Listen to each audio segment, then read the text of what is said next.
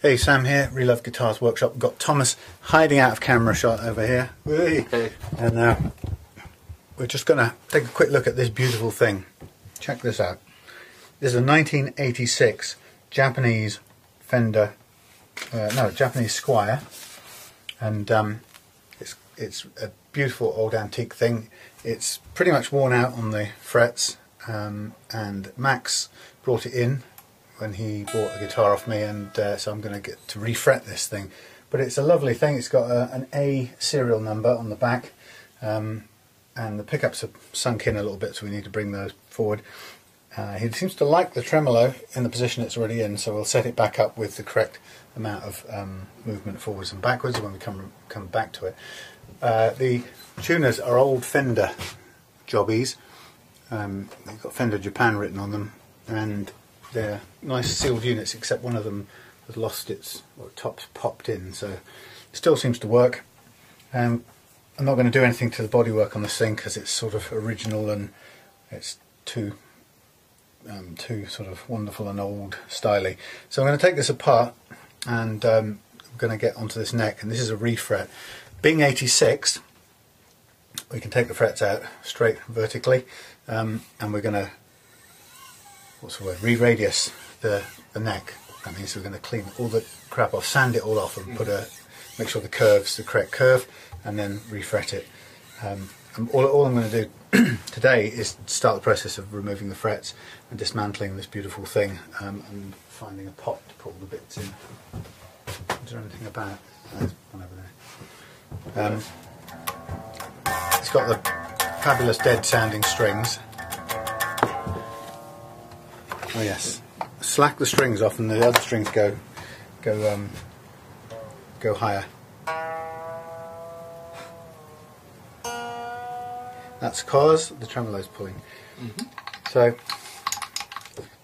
this is going to be a really interesting job. We've got some radius gauges here to find out what radius this neck is, and given it's so old, I have a feeling it's probably going to surprise us by being something really weird and unusual that we don't recognise.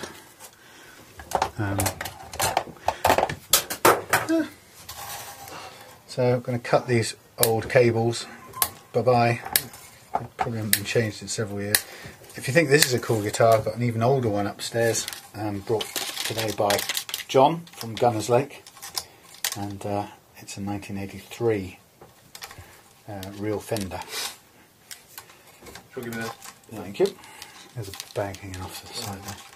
It's a Fender Bullet, which is a genuine US made thing, and I'm going to do quite a bit of research on that one. These are actually, I think Max, I'm not sure if Max knew it, but these are actually quite valuable. These old Squiers. Oh, these 1986 Japanese Squiers. I've got an 83 Japanese Squier, but it's one of the standard 62 style. Oh god, this is a mess. 62 style guitars, whereas this is a, what do they call it, a modern Strat style thing. This is hard to get these off. A mess. So one of the things that I'm finding out, this is kind of for Thomas's benefit as well, one of the things I've noticed is that we're getting more and more oh jeez. Did you see the spark? I think actually that was a piece of the string. Flew off. Okay. Bits of string everywhere. It's real horrible. Thank God they're all off. Hooray! Oh no, the back end I haven't done that yet. Yes, so we're getting more and more refret work, which is great, because for me refretting is like giving a guitar a new lease of life. I think it's also very satisfying to do, so I'd be quite happy to do more and more refrets. And what I'm hoping is for Thomas to become a master refretter, and earn his way out of not having a decent computer, although that might take a bit longer. Okay, first thing to notice. Hang on, let me just check these out first. Once we take the remaining strings out. My. Whole bunch of bits. Thank you. And another one. Yep. So the first thing to notice about these old Squiers is in the back. Just look at that tremolo block. What a lump of steel that is. Right? Now compare that. Take a feel of that. No, that's Nasty little Squier thing. And that is made with a horrible sort of soft crumbly alloy, whereas this is milled out of a chunk of steel. And once we get this, take this block off, you'll be able to feel the difference in weight. And I'm going to give all of this stuff a good clean up. Just change over. Screwdriver heads. lovely wind accompanying us today.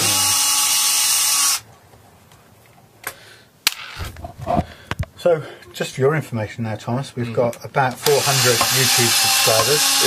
Yeah. From all four corners of the world, or several corners. Got an email from a guy called Tommy this morning, or a Facebook message, saying that he listens to these videos, listens to them, puts them on in the background, and sneakily listens to them while he's doing his work. And he said he was designing credit cards for a French company or something. So, in Philadelphia. So look at that. There's your steel block. Feel the weight of that. No, that's, compared to that, which is... There's an amazing difference. That's isn't it? like, what, 1/3 of this? And completely different metal as well. Yeah, no, that's you see how that's broken out? Yeah. Tremolo just breaks out of there. Always.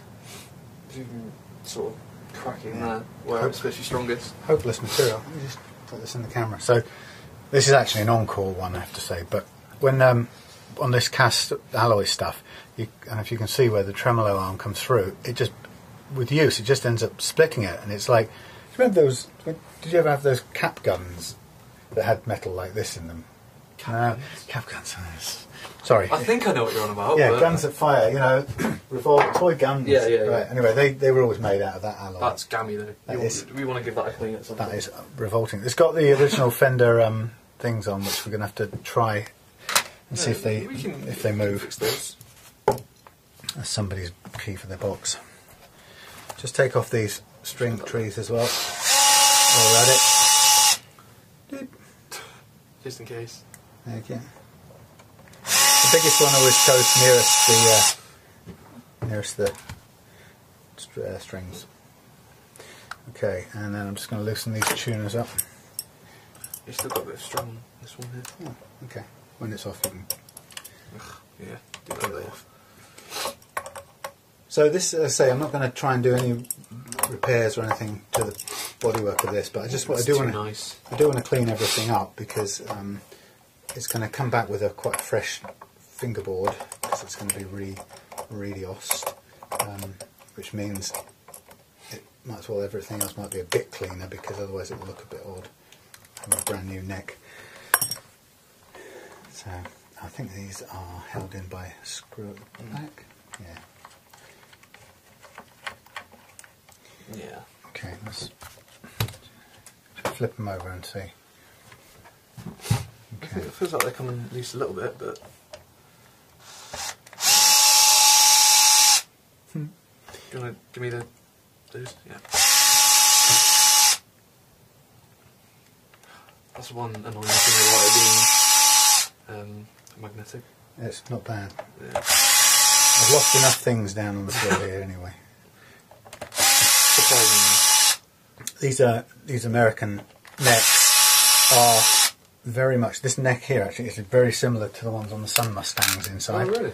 Yeah. In fact, they're almost identical. So if you want to just unwind those. Yeah, so we've got a pickup here that's jumped off the thing, and what usually happens is on the pickup there's a hole in the two little lugs that stick out the side of the pickup, and this screw goes through them. It's really crude, and it sort of catches and acts as a screw. And after a while, that's okay. Oh. After a while, it just gets worn out, and the things just go through, and the pickups fall backwards, and there's nothing you can do about it apart from try and put a little bolt or a nut on the other side. But chances are of having a nut that fits these little things here is kind of minuscule. I'm sure we could find one. Well, am I going to have to go looking for a slightly oversized one and try and get it to fit? Grind it down a little bit. Go on. Alright, so what we've got these cute little plastic gauges, which are quite useful, and a little piece of information for you, Thomas. A guitar neck, looking at it like that. It's curved a little bit. Yeah, so imagine there's a neck with a fret on it, right? And some are curved like that, and some are like that. Yeah, some are more curved than others. Yeah, and Ibanez's and whatnot, and people do all their shredding on flat guitars like that. Yeah. And these tend to be the old Fender-y type things. So if you imagine this going off round in a circle, right? That bentness just is fits in a circle of a certain radius, right? Which would be that there, right? And any guitar, let's say this is 7.5 inch radius, it's called. Yeah. That means the radius of this circle that would fit into is 7.5 inches, and that is a much bigger one because it's much flatter, Yeah. right? And that might be a 16 or something. Yeah. Okay, so the smaller the radius number, The more curved. the curvier it is. And so what we're looking for is to find out what is the radius of this fella. Now it's not 7.25, which is, you can see there's fresh air under that. Yeah. It's probably not a 10. So it's more something like these. It's not. What do you reckon? Have a look. Is that a 12? I think them. It's kind of 12. Yeah. Have a look and see if it's the 14. If it's wrong, what do you see? More. What'd you say? 12 or 14? 12 or 14. Let's have a look. We can do a bit of research. It will tell us, but that's definitely not 14. You can see why. You can see fresh air. Looking at this side, yeah, you can tell. Fresh air under there. But looking at it straight. So it's still a bit of fun. Yeah. There. No, it's not 10. There's a lot of room in 10. Hang on a minute. What's going on here? 15. Ooh, could be. 16. Hey. 16, I think. What? Yeah, that looks more like a 16. That does look like a 16. Yeah. That's not what I wanted to happen. That is weird. 16-inch radius. Well, do you know what? Nothing I can do about frets for that for now anyway, because I haven't got any more fret material. But when I do have frets... You've taken a stick off that one. When I do get some... should stick somewhere. You could just put this one on there. Alright. Yeah, okay. I've got some fret material coming, fret wire coming, and I've got this new tool called the Bendernator. Right? Now it's like something out of a In-Betweeners film, right? The Bendernator! But the Bendernator does an amazing thing, which I can't tell you now because I've cut the wires all up. But anyway, Turns the wires to a specific radius. Yes, but I have to. There's no numbers on this, so you have to kind of tune it a bit, do it through, measure it, do a bit more, but less. So we're going to end up making this work for a 16-inch radius, which is like real madness. But the good thing about bending your own fret wire is that if you're buying it in sets, like these things, right, and you bought 12-inch and it was 16, you were nothing to be able to do with it. Yeah, no, with that you can set it to your own size. Exactly, and cut as many sets as you need. Out of curiosity, can you bend them back? You can. I'm not sure how many times before it goes horribly wrong. What I've noticed is really weird is if you bend them once and then you bend them again, even though if you put a flat piece through, it'll bend it to say, let's say 12. Yeah. And if you had a 10 and you put through, it'll bend to about 14. So it doesn't do it the same as a flat piece. Yeah. I don't quite understand. It's like there's some inherent bend in there that it kind of recognises. It's a bit weird. Anyway. So here we have, I think the first time ever this neck has been off this guitar. And what's the old thing we look for under there? Shim. The old shims. So, gentle. I'll put all of this stuff in. Under we go. And so actually this doesn't have a shim, you know why? Because it has a little device called a, I don't know if it's called a tilt adjuster or something, but you can turn, put an Allen key in there, turn that, and it pushes against this, and it will push the neck up or down. Pretty clever. So for an old guitar, it's a lot more advanced than some of the ones that we see nowadays, which just use shims. It's nifty. A lot more bulkier and so there better made. It's a nice lump of wood. Yeah. And there we have it, ladies and gents. Sorry, this is rocking all over the place. Definitely going to need cleaner. Yeah, I'll polish it a bit, but I won't do any. Well, no, just that'll come up really nice. Mm. But here we have it, a little bit battered on the headstock, but it's got a nice black lacquer or black painted headstock lacquered. It's got Squier Stratocaster made in Japan by Fender, a bit like my what do you want to call it, Squier that I've got, or the 62 style. And I love it, man. It's not set up right for me. I don't know why. I need to get someone to do it. Anyway. Oh, convenient that, isn't it? So we have frets that he thinks are worn out, and he's also have a feel of the fingerboard without getting too much DNA, his DNA on it. Wow. Yeah. That has been played quite a bit. Yeah, that is mega worn. Something like a 3rd fret. So I've got a problem here because I haven't got a 16-inch radiusing block, so I'm going to have to buy another one. Mm-hmm. Didn't think it would be 16-inch. Well, what does that tell you for future? Buy the whole set. Yeah, buy the whole set probably. That's a good There we idea. go. Well, what I'll do is I'll do one more thing tonight. One thing, I'll take the frets out of here. Now we know it's a 1986, and we are confident that it doesn't have to have the frets taken out sideways, aren't we, Thomas? I'm sure. Yeah. Good. And so here is the marvellous miracle of fret removal. Now this guitar. Oh God, soldering iron. This guitar. Sorry, camera. Taking frets. There are a few new tools you haven't seen for a while. Mm-hmm. When you've put new frets in, this baby snips the excess off. Right. Pretty lethal. This one here is the tool for pulling the frets out. Okay. But what happens is when you pull frets out, they almost always bring up a bit of the fingerboard with them. Mm-hmm. So you end up getting slightly bigger. Well, you get chips that come up with it, which isn't great. So a little bit of foam. There's a foam pad knocking about here. Yeah. So what we want to do.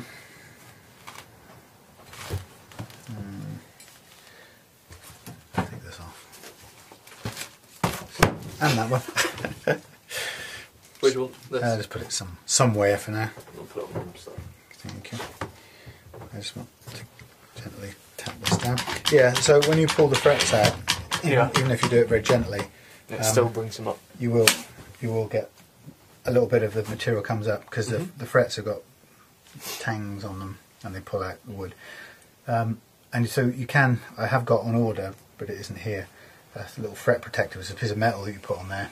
And stops it from coming up. Yeah, and you basically press down on the metal and it holds. You can holds the wood and you can pull the. But since we're going to re-radius this anyway, which means basically get the 16-inch version of this, shove some of that sandpaper on it. Feel it clever, eh? Yeah. Sticky sandpaper. We're going to get some of that, and we're going to just wear it into a brand new 16-inch radius, and then we're going to cut some frets of our own making and refret it. Okay. All right. But this is the technique for getting the frets. Stay out of the way. Oh, really? I hate soldering irons. No, you'll get used to this. Oh. This one's a bit worn out. I've left it on too many times. It's been a good one. It's lasted longer than the ones from the market. So what we do to get these out is I've put it down on this end. I cut myself again. Have you told that story yet? Yeah. not on this particular video, but anyone watching any of them will know exactly what happened to my poor finger. Okay, well, so when it comes to removing frets, what we're going to do, this is a crap positioning of the power for this. We're going to put the soldering iron against the fret, and it's going to heat up the metal a little bit. Make it more pliable. It's going to do that, and it's also going to warm up the glue underneath. Ah. And okay. you can probably see it bubble at some point. Now I'm going to work to just nip the end. It's quite difficult. I've got it, but sometimes you just bite the top off, and all it does is just pull a little bit of it off. Since we're going to re-radius all of this, it's not such a problem. I can dig a little bit harder, and then once you've got the bite, you can then kind of walk down the length of the fret and just pull it out slightly, gently, biting it and keeping the rest warm. And then you get to the end, and it comes out like that. And that's your de-fretted. It doesn't look natural. I don't like the look of it. We're also going to have to take that out because it'll need a new nut, because the settings because you're refretting the whole thing. Frets are going to go higher. Yep.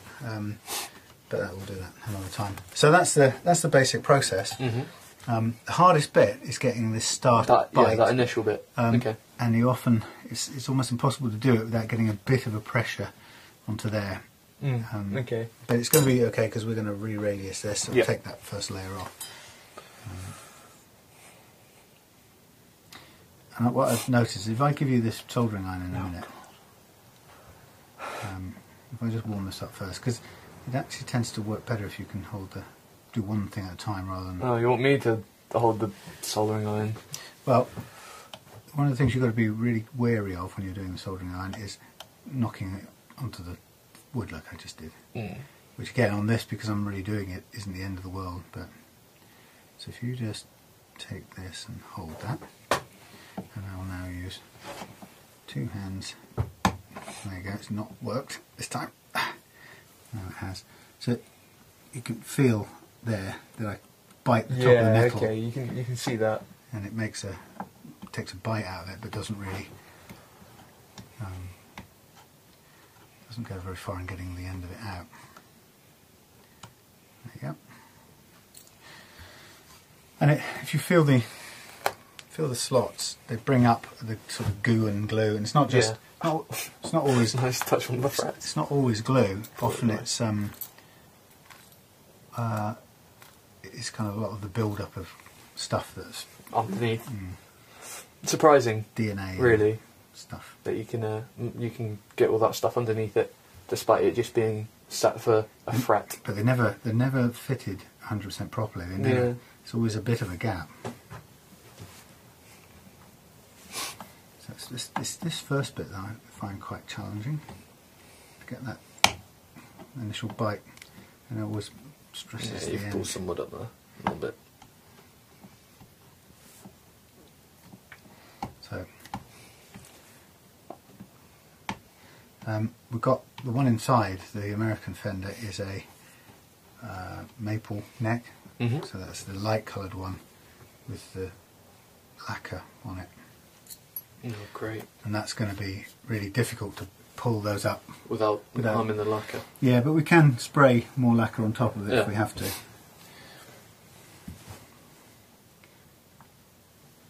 So there you go.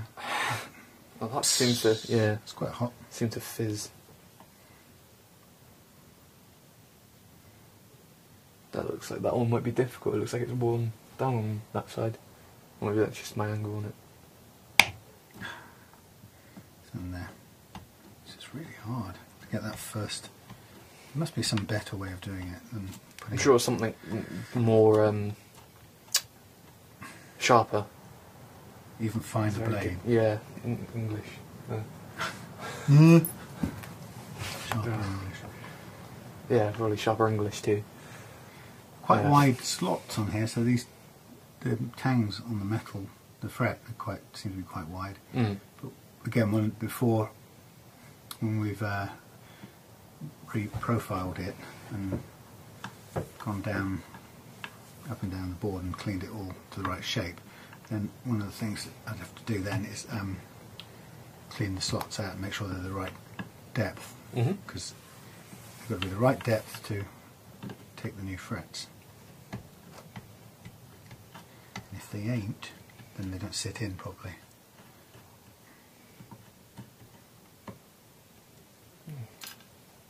Because if you see the tang bit, yeah, right, that goes down to a certain depth, and if that hits the wood at the bottom, then no matter what you do, it will just sit above and look rubbish. And that press over there, that blue thing, that's what I'm going to use to put the frets in. It's great fun. Fret press. Yeah, they'll call it a press arbor press. Fret press sounds better. Some American style name. I need someone to come up with better names for the items that they sell then. Tried doing it with the drill press thing. That, because you could this bit here. You can put that in there. You can fit into there, but there's not enough downward force on it. It's too flimsy, so I had to go and spend that. I imagine using an item designed specifically for the use of pushing frets in is better than a drill. Yeah. So yeah, I tried it a couple of times and I thought, right, quick, go spend the money. Oh dear. Oh dear. Then try it a couple more times at this end, and if I can't get it, I'm going to the other end. Only really get a couple of attempts then. Yeah, you do, and once they've not got it, that's the end of it. Okay. So for my benefit, what would you do? Hold on to that. After? Press that gently onto there. Oh, you want me to? So just lay your hand on there so you've got a Yeah, rest. Just on there for a few seconds. What would you do if it didn't work the second time? Okay, so this second time I'm leaning off the end with it, can you see? Yeah. Right, and I'm pressing down quite a lot, and I'm going to lever the edge up a little bit. So all I did, now it puts a bit of a dent on here, but I'm going to sand that when I do the whole thing. So that's better than having the fret actually stuck in there. That's right. But in the event that you managed to get the fret stuck in there, what would you do at that point? Would you have to cut a slice and pull it out? Or what I'd do is I would probably use a punch and gently knock a little some sort of edge into it so I could pull it out. But yeah, that's quite a difficult. These, no matter, you can't get much thinner than that. Well, they look quite blunt as opposed to fine. They're really expensive. Yeah, well, they look blunt. Considering, want me to warm me up that one. This side? Yep. These are chunky. I think these were jumbos.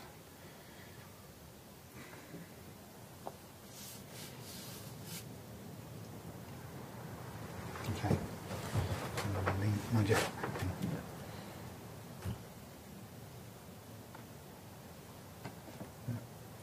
There we go. Getting the bite off the top of it.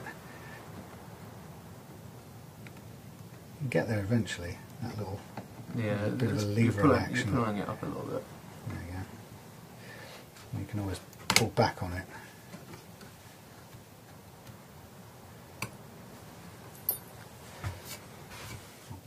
Burnt bits of... No, it's not burnt, it's just old crap. No, look, you've managed to get some of that out.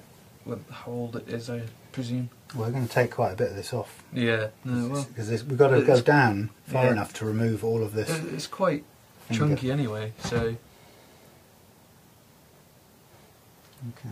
Actually, it probably would be better to attack it from the other side, from my perspective. Well, yeah. Luckily, in this one, the fretboard itself actually looks quite big. There's lots of depth. As opposed to some of the modern ones that you see. I did one the other day with a Sun Mustang. There wasn't much wood there at all. Do it on that edge. Yeah. Okay. There wasn't that much wood, so it was really quite a challenge. By the time I finished it, there didn't seem to be much rosewood left at all.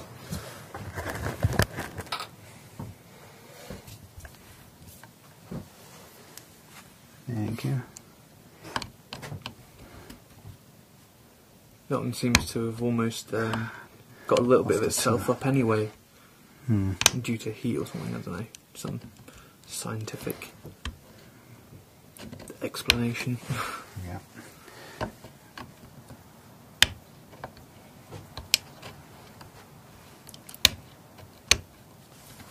They're not the easiest tools in the world to use. I'm sure there's some robust kind of machine in the guitar industry That'll take frets out. that take frets out automatically. Yeah. But then you don't get the human touch to it. Or the satisfaction of doing it. Well, yeah, that too. Yeah, it's the edge. The very edge of this is the most precise part of it. It's getting that little nip there. You did that does that very it. well, actually. It does it okay, but sorry, I'm shouting in the microphone. But it always puts a bit of a pressure on that point. There's no way else of doing it, he said, whispering.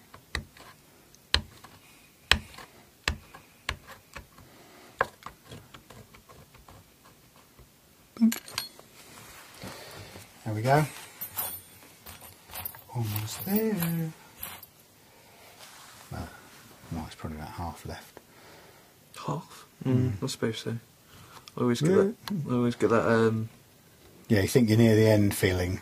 No, I feel like, I don't know. Okay, you're burning. It's the Yeah. smooth. It's just the spatial awareness, I guess, of the frets. Now they get close together and you think it's less distance, but in fact it's more numbers. I see more, so I think we've done, I don't know, less than halfway at this point, but obviously you've got the 12th fret. Oh yeah, we're at 12 and it goes to 22, so we've got 10 more. So just not so long on there. Yeah. It picks up that heat pretty quick. Move back a little bit as you go. Move back a bit further. Yeah, it's just heating up along the way. Keep going. Oh, what was it?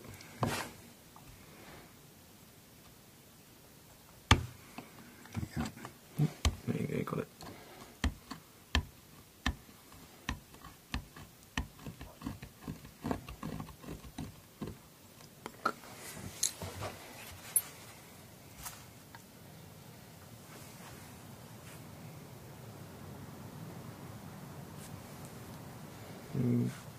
What you could do, if you didn't have any other, say for example we didn't have any access to 16-inch radius frets, what you could do is you could re-radius it to a different radius. Oh, that would be weird though.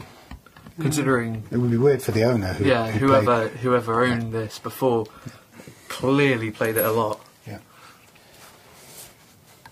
Yeah, it's not something you really want to do. Although I have done it on another guitar, which nobody had played, so it didn't really matter. Ooh. It's that first nip that works. But so when you get to have a play at this, I've got a couple of spare necks. Yeah, definitely. That you can. And what I'm going to get you to do Is that from the boneyard of dead guitars? kind of. The monsters that you've Actually, I think killed. have I chucked that one away? Oh, it's up there. Could literally do that one. Yeah. Fret it. And, Do you mind if we put this up a bit? Because I've kind of got no we room. can fret it and re-fret it several times over. Probably good practice for when we get a franchise and millions of people Oh, yeah. buying reloved guitars with Morris's face on it. It's a odd. Don't think you'll get rich doing. Oh well, it doesn't seem bad in mass terms. There's the nip. So he's an odd mascot to have. Morris. Yeah. Guitars endorsed by Cat. Yeah. I think it's quite common that I've seen a few people, everybody who reaches a certain age, blokes who reach a certain age and decide, bugger it, I'm going to do what I've always liked to do, which is doing guitars, ends up having a cat involved somewhere. It's sort of a lifestyle thing. Giving up the rat race, taking up the cat race. That should be a ironic logo. Should be. Cat and rat. Yeah. Had enough of the rat race? Try the cat race. Much better lifestyle. Lounging around all day. Oh, sitting in a field, pretty much. Looking up at the trees or the birds and listening to the cows and the sheep. Climbing into the wood burner and eating some dead mouse. That's what he did yesterday. I caught him climbing out of it. Oh my. To the listener, we have a big burner for cardboard and stuff, and every time the cats bring in a mouse and leave it for us, I chuck it out in the burner, and then a couple of days later we burn a load of cardboard and cremate all the little stiff mice. And Morris has got wise to it, so I caught him climbing out. He'd managed to jump up on the side, get in. He's very brave. It's like diving into a volcano, hoping it isn't going to explode. And yeah, he'd obviously gone in, and I noticed that the mouse that I chucked in there looked a little bit red around the edges. Oh God. Sorry. But at least it isn't a Sid job. Well, the bunny rabbits. Yeah. Yeah. I reckon he plans that. I reckon he does it every year around this Well, time. the bunny massacres. Yeah. I reckon he waits every year by the hole, and some years he gets lucky.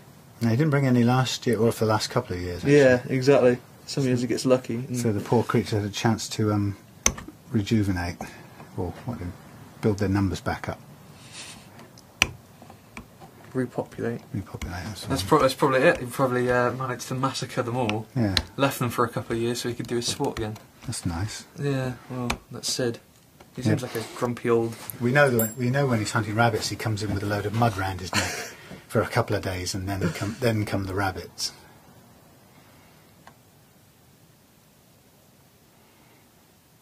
So we are almost there. It's comparatively... Shit. Oh, Was don't that do this. Is that the word you were looking for? Comparatively? No. Comparatively easy to defret and refret a bolt-on neck like this. As opposed to a glued neck is possible but harder. I mean, harder than this. What's the difference? Well, For those that don't. think about it. If you put, well, don't look now, but when you come to fret, when I come to fret this, and you do your practice ones, we'll sit down at the press and bring this neck to the press, put it under the press, right, and slide it backwards and forwards and press down the frets. If you imagine that all being bolted to a guitar, then suddenly you've got to set the press up somewhere. Where the guitars. And can you get up to the top fret with the clang? The answer's probably no. So, what am I going to do when somebody asks me to refret a Les Paul with the fret through neck? Don't know. We'll cross that bridge when we come to it. Okay. Put this down like that. Yeah. You're doing it right? Yeah. I don't know, I hate That's fine, that's fine.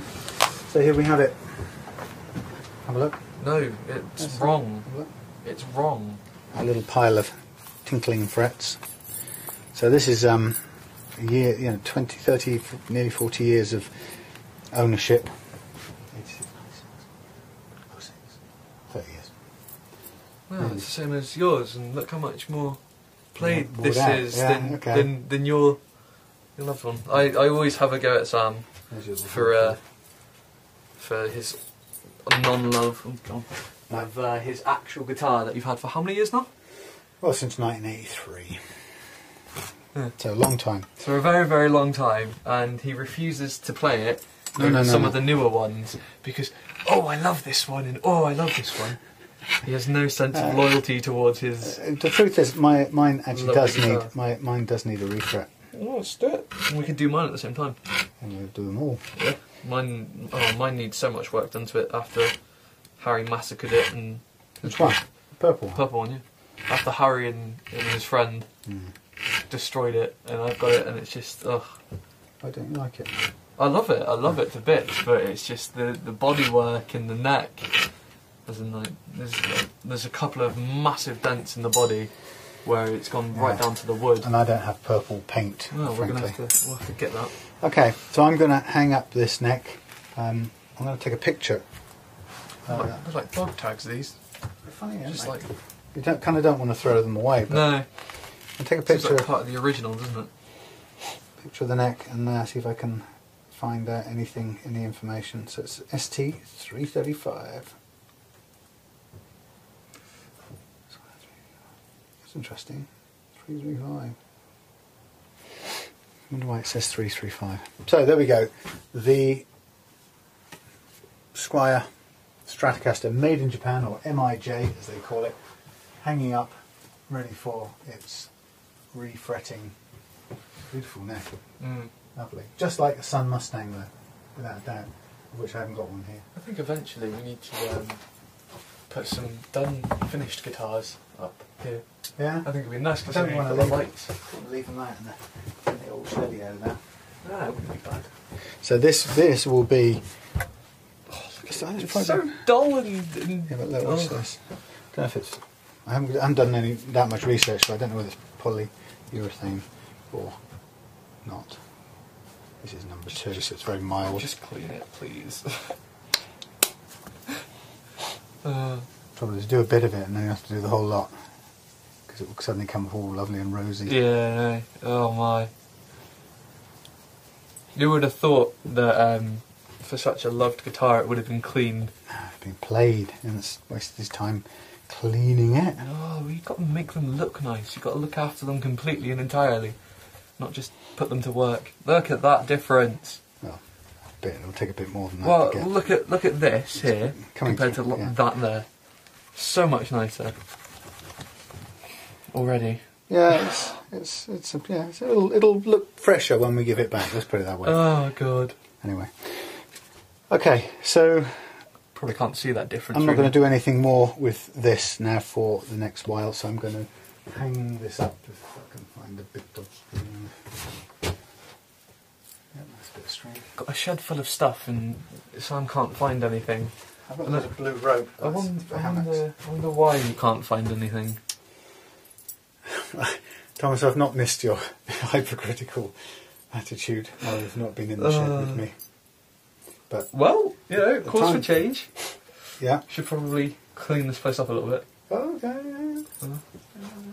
Yeah. I like the addition of the board though that you stole from downstairs and removed all of my my workings out of my money. Yeah. Well, we just had to scrap. Look at it. I've got it in my head. I've got how much it is. Start from the beginning, I'm afraid. No way around that. And I was using it. I was using it for my homework and my. So Thomas is in an interesting position that it's oh God. It's time to get a bit of a trade or something, isn't it? Because he hates school. I don't hate school, but apparently school hate me. So okay, that's the way it's working. And I suppose coming from a youthful person, it doesn't exactly mean much to you. I've been there, done it. Yeah, but everyone, exactly, that's my point. Everyone says they hate school and that school wasn't working for them, but... I hated it, Thomas, I hated it. They hate me too, apparently. So, there's you could learn... You should probably be seeing me a lot more. Yeah, you can learn the refretting trade. Do that for the next 70 years. No, you could do it for a year or two and probably make a good living and take a trade away that you can use later on. Squier Made in Japan Strat. That needs a health warning, that pile of stuff. It's got some serious fuzz, goo fuzz. So you have a problem with that, but you don't have a problem with the body looking as gammy as that does? No, I don't. I have a problem with this, any kind of festering bug fuzz. It's luckily that the camera doesn't pick that up, otherwise people would just look at that and wouldn't be able to stop if they were like me. But you can't stand things that dirty stuff look dirty when they shouldn't. Mainly guitars, because they're such a showcase, such a like, I don't want to say masterpiece, because some of them can be really ugly, like your brother's. My brother's guitar. Which one? The purple and green one. Steve, if you're watching this, don't listen to Thomas. I don't like it. He didn't like your. I didn't like it. The colours. So what we've got is, that's the case, the snakeskin case that this baby came in. So that's going to stay here. This is the. Oh really? Yeah. That's Max's. Does that make this smaller then, that guitar? Because that case looks smaller than. No, it fits perfectly. Yeah, but that's what I'm saying. Whether the guitar is smaller, slightly smaller than a normal guitar. Because the case looks smaller. I think it's about normal size. This is something I got in Calstock the other day. Yeah, no, I remember you bringing it in. And I got that neck came off it, and I think the frets are worn out on that. But I have that neck where the frets aren't worn out and they've been done. So I'm going to stick that neck on there. Da, da, da, da. And then you can refret this one when you're a bit more proficient. Okay? So, folks, for now, I'm going to sign off. That's the first part of this Made in Japan Squier, ancient Squier. Going to see you next time when we've got the fret material, fret wire. We're going to bend our own 16-inch radius frets. 16-inch radius? Nobody told me it had 16-inch radius. Well, you should have thought about that. Looking at your well, I know now. little measures, you should probably get one for each of those. Get one what? Block? Get a block for each of them. Yeah, that's true. I've got to go and buy a block now. Yeah, that's... Well, you know, professionalism... Yeah, I'm going to go inside and spend more money on eBay. Well, I don't imagine you hate that part. Something interesting the other day, just before I hang up. I don't know if I told you, but this I bought from Crimson Guitars, right? Oh, is this the old one? Yeah, it wore out, right? Yeah, it wore out, but it's still more accurate than the new one, isn't it? Yeah, so I sent the new one back. But anyway, some guy quite rightly contacted me on YouTube and said, Sam, why don't you just do what you do to the necks with this, the fret? Put a pen on here, put your radiusing beam. That's a very sounding beam over it, right? Yeah. Which is perfectly straight, right? Then check the low spots and keep going until they're all gone. There you go. So I've now got 4 perfectly straight laser cut for nothing, and I've gone and bought a £17 one from Stumac. Oh god, how stupid! Anyway. Should hire that person for ingenuity. Yeah, to thank get you. Them to... You could have saved me 17 quid if I hadn't just already spent it like a moron. Anyway, so there's my new old Crimson. I prefer that one anyway. It's nice. It's look how flat that is. I've got sentimental value for things that actually do useful stuff for me. So getting rid of that wouldn't have been easy. Okay, but you'll like this when it comes to use this. It looks like a beautiful medieval punishing machine thing. Yeah, but it's great. Okay. This is Sam and Thomas signing off from the Relove Guitars Workshop. Until the next guitar at the next time, thanks for sticking it out. See you soon. Bye-bye. Bye. Yo, hello. Hello. Sam and Thomas in the shed of Relovedness. So what we have as a task today is we've got this old Fender Squier, Japanese Squier thingy-me-jig. And we're going to do some things to it, aren't we? What are we going to do? We are going to refret. We're going to refret it. And we're also going to radius it first. And we worked out that it was a 16-inch radius. And I bought a block. Second one down. For the 16-inch block, which is really the silly way I put these things. So there's my 16-inch radius block. Now I need to find the sticky tape. Hurrah!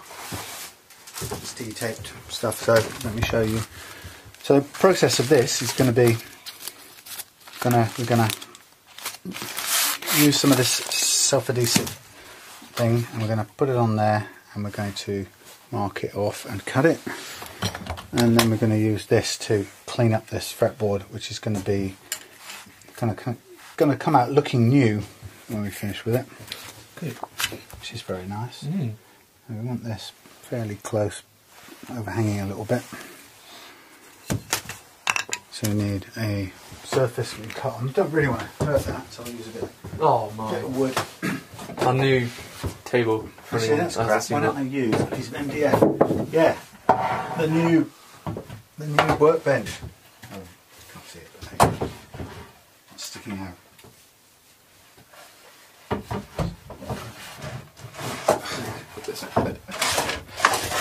I haven't quite worked all this out yet. There's still just things getting in my way. Soz. Anyway, yeah, so the new workbench, which you can't really see very well from over there. But when we get up to speed, then Thomas can be working on stuff here. So we've got, yeah, he says he's definitely enthusiastic about it. Anyway, so the purpose of this is we're going to stick this bit of sticky stuff to this radius block, and then we're going to use it to clean up that 30-something-year-old neck, so that we can then get ready to refret it. And to refret it, we're going to cut our own frets using fret wire, using our pound of fret wire. There you go, 16-inch radius block. Thank you, sir. And we've got a pound of frets sitting in here, and these are medium-high sort of thingies. I can't even remember what number it is. Number 141 as far as StewMac is concerned. But what we're going to do is we're going to bend those using the bendy majig, the bendinator thing to a 16-inch. I know, 16-inch radius. Sounds terrible. Okay, so here we go. Actually, what we're going to do is we're going to take this thing out. Yeah, that's probably good. Because why is it so dark in here? That's up. That's not on. This one isn't on. Yeah. No, this one doesn't have any batteries. Oh yeah, that's no good. Have you got any? No, not spare for that. Okay, that'll do. So, okay, to do the radius block, we're going to need to go the whole length, and also because we're going to put new higher frets in, this nut won't work anymore. So we're going to need to take it out. Let's just check in our nuts department. Can you see if we've got another one? We may have to order one in. That's electric plus acoustic nuts. I've ordered this out. New ones. Right, is there a black? I'm looking for a... You want a black? They don't have, it'll be a Fender style. Fender style. No, don't think we have. Okay. That's alright, we'll order it. Oh, you got this? No. No, these are all not. Okay, so what I'm going to do here, first thing I'm going to do is I'm going to use my brand new saw to cut down on this nut. Get it right.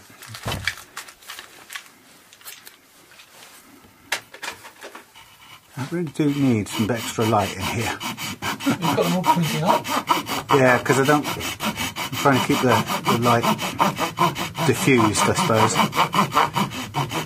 Okay, so just using this saw now to cut this, and I'm now going to squeeze it together and see if I can break a bit of it off. Take a chunk of it out.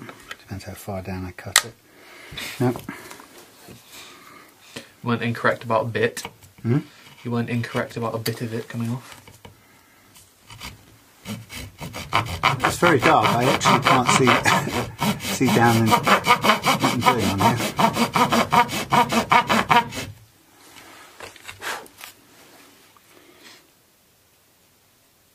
Right, so it takes a while to break it, and I could probably use one of these.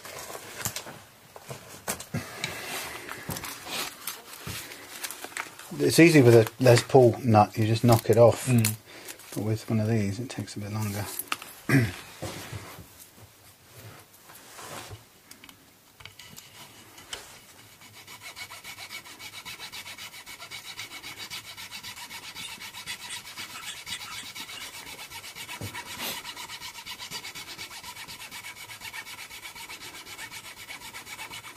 Yeah, so not having one of these, just remember when I go back in to order one. Yeah, that's probably a good idea. Getting them. Maybe we should get a bunch of them. Yeah. Probably a good idea, too. That's better. Taking a bit of it off.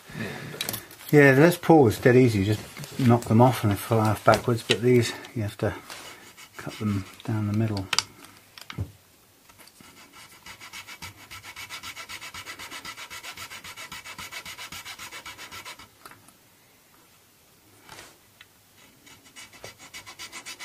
It's coming loose a little bit though. Yeah.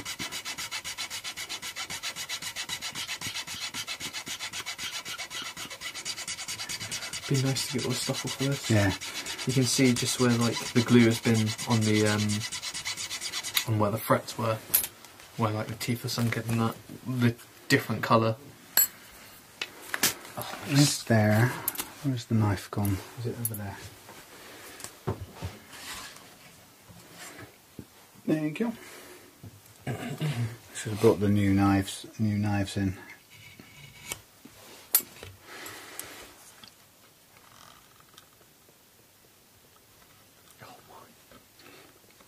Doesn't want to come out. No. Tough customer. How much further we're going to go?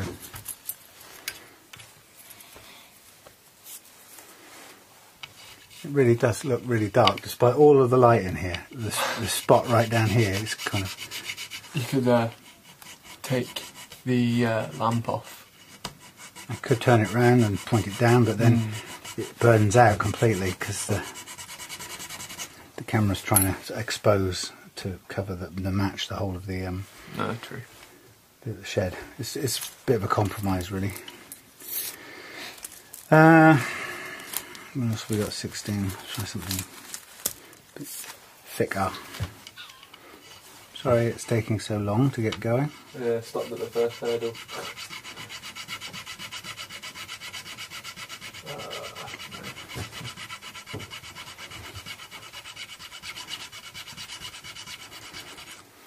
Come along.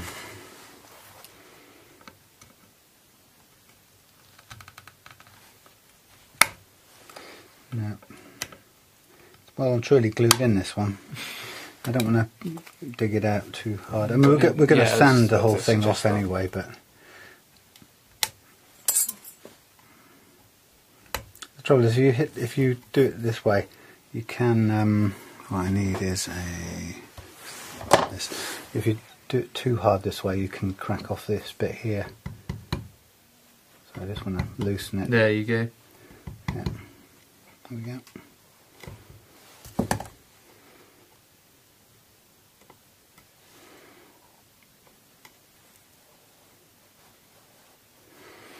Almost there.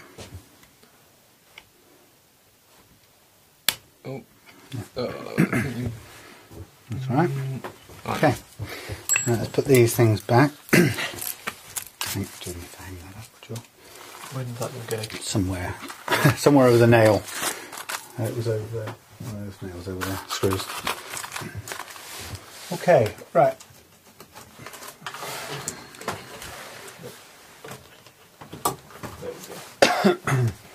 So here we have.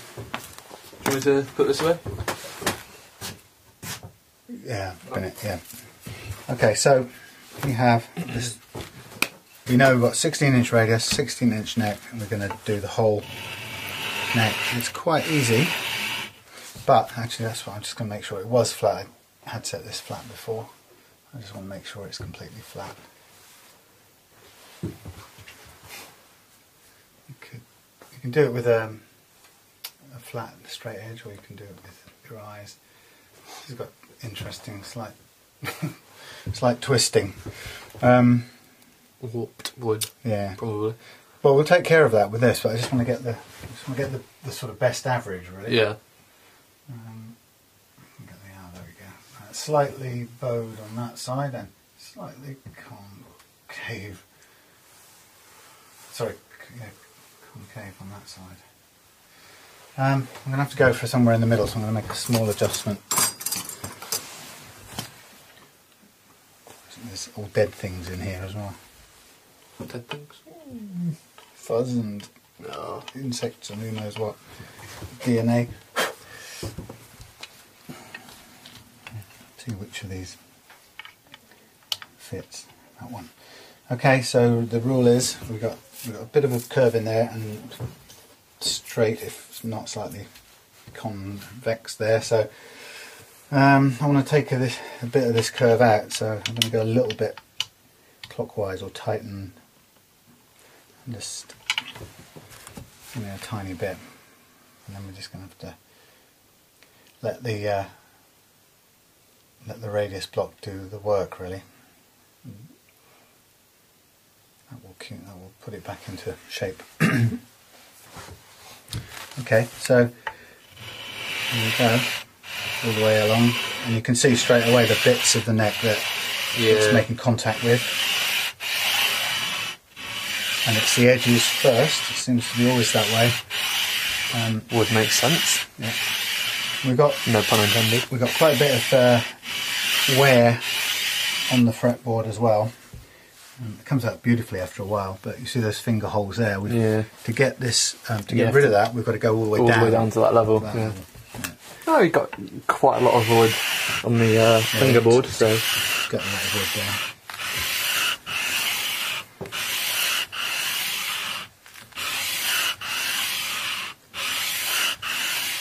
It's just taking it sort of smoothly with fair, get in your lungs.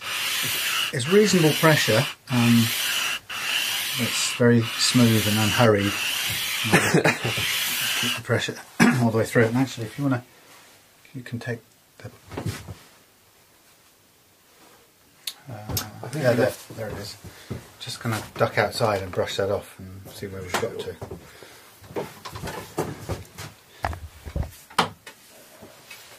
Yes, so there we go, we're on our way, starting to clag up the block. It's beautiful red wood, it's lovely. Yeah, looking at that, the little wet that I have, that's really nice. So you can see that you can see that the middle part is kind of flatter, so we're taking down the edges until it meets that, so we're putting a nice radius back onto it. Do you reckon it would be worth getting a wet cloth, like damp, in a dumping that off? Because no, it'd probably make it stickier, but when we've done it, then we can wipe it off with a cloth, or we can put oil on it. You want to see it, how beautiful it looks. One of the things if you're going to do refretting is you've got to check whether the radius is the same all the way down the neck, and with a guitar like this it is, but some more modern guitars have they flatten out as they get down here. Yeah. Compound radius. You're going to have a very red hand though. Yeah, it's going to be lovely. The only thing is sometimes when there's not enough, this is fine, but when there's not enough you can end up exposing these finger dots, the marker dots, but there's no chance of that here because there's more than enough rosewood.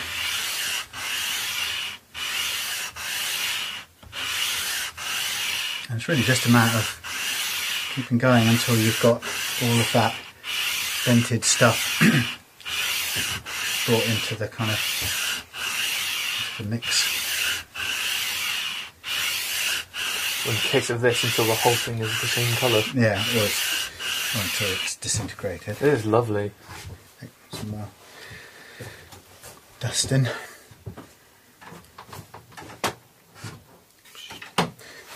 You can't keep it from going everywhere, and you get it.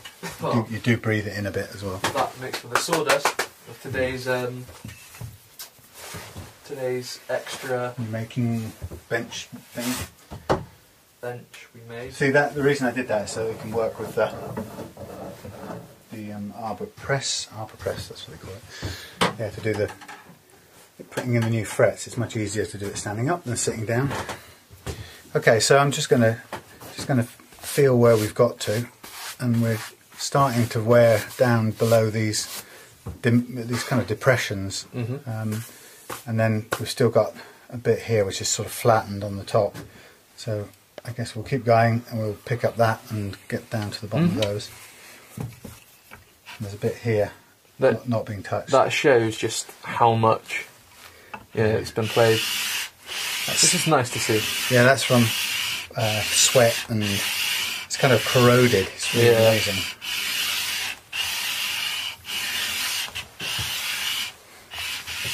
You can clamp this on the deck if you wanted to on the table. You can just hold it like I'm doing. It's quite difficult to get the very beginnings and ends of things. You sort of naturally don't put the same pressure onto them, so you have to sometimes give them a bit of extra treatment to make sure they get the whole thing. And the reason it's okay for someone to do half of the board and then another half is because all of it will have to be the same colour in the end anyway, so it will have to be the same radius. Yeah. I think we're about to let in a swarm of kitty cats. We've got a beautiful red moon going on outside today, full moon. It's absolutely superb. So yeah, we're going to bend out some 16-inch radius frets in a minute, and the interesting thing about that machine is that it doesn't have any settings or markings. You just have to do it, measure it, come back and do it some more. Okay, so again I'm just a little bit more checking where we are. We're just about picking up in the middle there. You got these bits still fairly intact.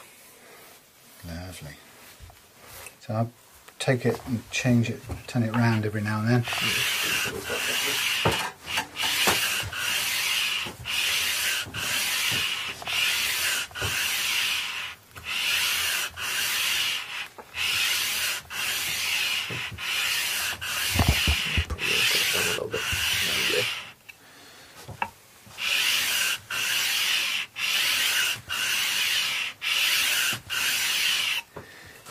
This is 220 grit, and when it's done we can go over this with much finer paper as well to shine it up if we want to. We can take it to as much shine as we want.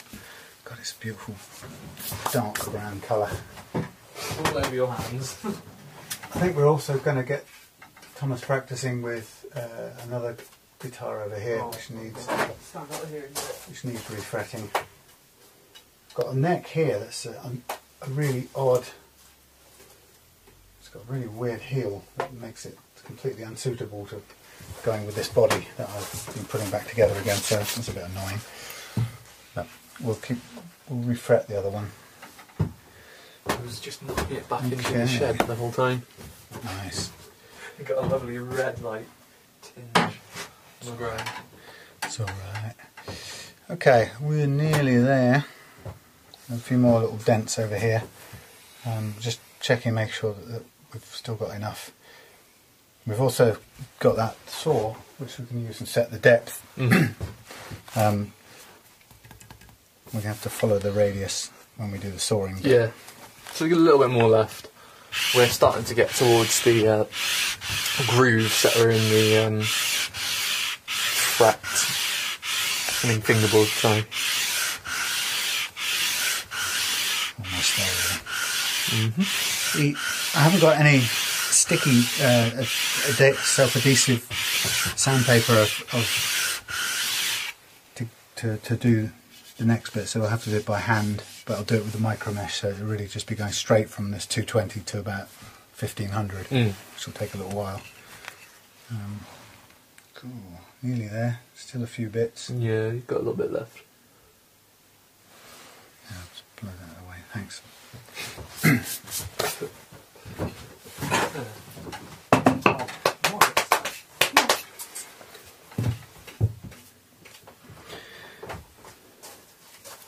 What do you do? So, that's going to look like a brand new neck on this guitar.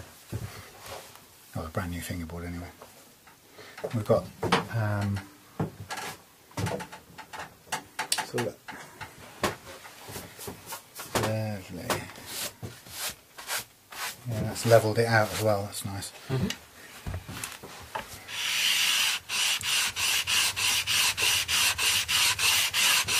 Still see the little dents, can you? Yeah. Where the sawdust builds up.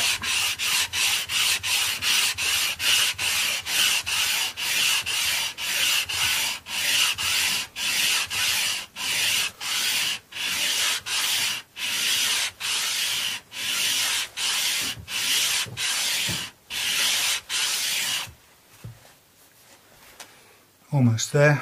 Probably get an extractor fan. Yeah, or a permanent hoover, that would be good. Yeah. One of those little car ones. Oh, it's really useful actually. Yeah.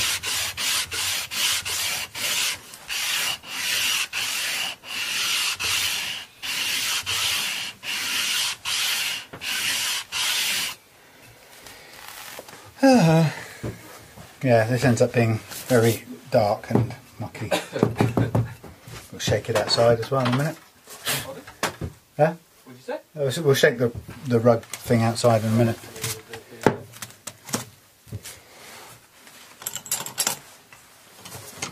Okay. Lovely night out tonight. Oh, lucky. Bank holiday special weather over here in the West Country in the UK. So almost got it out, and there's a few little dimples. I'm just checking the width down here. There's still enough. We're way off. We're way off the thingies, markers.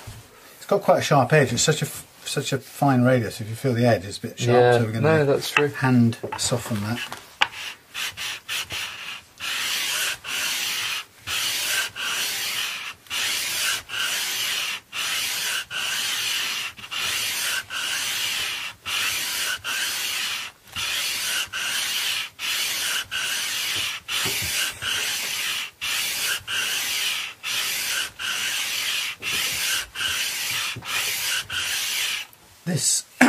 This radius block, oh, it's so close.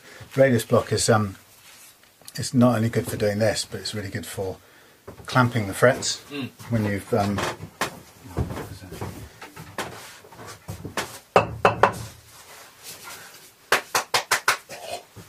yeah, if you want to clamp the frets once you put them in, you can then just use this block over the top. Yeah. And to clamp down on top of the fret. So that's one way. Or you can also use it to level frets once you put them in. And it's a very, very accurate fret leveling thing, but it does take quite a while because it's. I imagine so. Not like the monster that you hate and are afraid of. So we might have to, when we come to it, we might have to do some cutting down into this slot to deepen it, to put a new nut in. How much have we got? We're almost there. Would you say that's a little bit there? A bit of where? Yeah.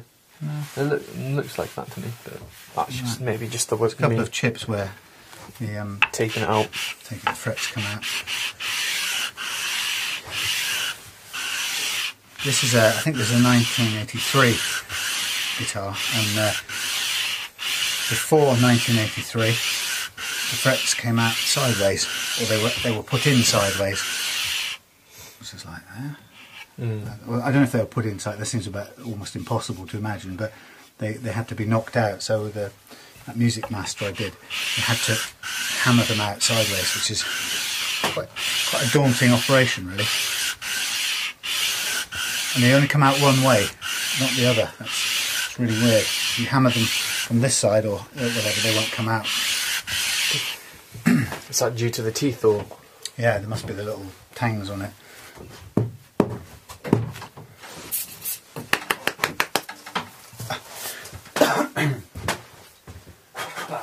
Yeah, probably where you need a mask for this. Yeah, probably. Okay, so I don't know if you can see, but the body on this guitar is sitting here waiting. It's got a couple of big scratches, which I'm not really going to do anything with, but I've cleaned out the pickups, put them in, got them back out to a good height. I do have some colour that might just fill this rather than leaving it as a big gouge, but it's looking nice and bright, so it's kind of waiting now to get its new fretted neck back onto it as soon as it can. Are we nearly there? Yeah, and take it out of the fret loops. Yeah, we'll clean those out as well. There we go. Isn't that beautiful wood? It's lovely. We've got the tiniest dent still here. Oh.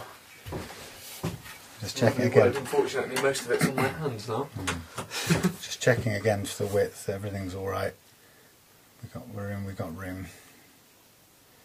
Okay, let's go and get this last bit out.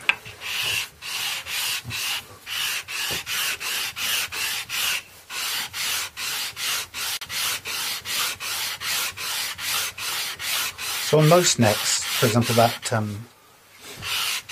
Stratocaster, the Affinity one that I was going to get you to have a go at, most necks, when you're changing the frets, you probably won't have to do this. This is something you do when you've got significant wear on the fingerboard. Yeah, when they're old and used a lot, or new and used a lot. Yeah, and the only way you're going to clean this up is to get to take this all down. Yeah. Which also cleans it because it gets rid of all that finger goo, but okay. It just proves there is a way to actually do it, because a lot of it does look impossible. Like when you've got a wear in the wood and you're like, yeah, what do I do from here? I think. Yeah, when I did the Music Master for Jay in London, that was there was so little spare wood in that fingerboard that I wasn't able to. Couldn't go all the way down, so I had to leave some of the wear in the fingerboard still. This has still got enough. It is taking the width down slightly. It does make a small difference, but it's not that much. We're probably talking about 1 millimeter's difference in total. Kind of a lot in some ways, but not a lot compared to the whole width of the thing. But it is enough for you to be able to feel the difference. For Max, if you've played it for a long time, Max you'll be able to tell the Max complete will difference. be able to feel the difference, I'm sure. Oh, we are so close. Yeah.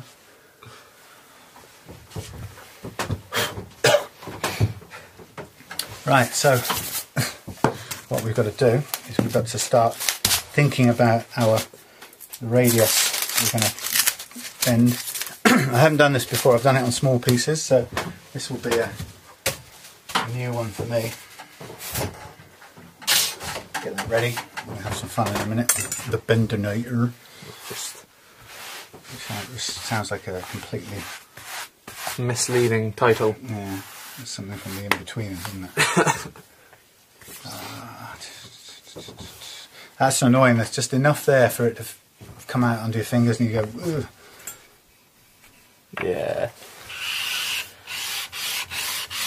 Which how loved the guitar was. Yep. And now it shall be reloved. Again. Did you see the Fender Bullet? I did not. It's a fabulous looking, weird shaped lump of guitar, that is.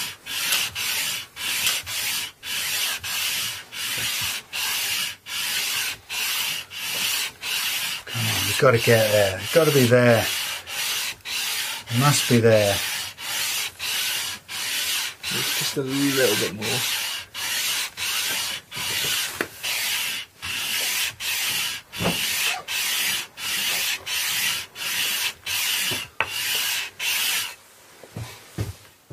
Right, last dust off, I think we might be almost there. Shake this out as well. I think we're almost there too, to be honest. Back in a second.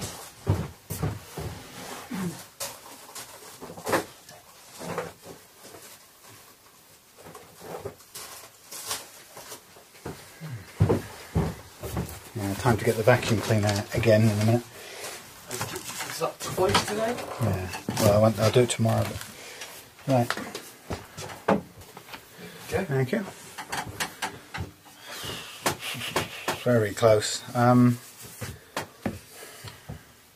one of those things, isn't it? It's like, why stop if you've got to get this out? Why stop at that? It'd be idiotic to leave one blemish in there, wouldn't it? I think it would just be conceiving defeat rather than idiotic.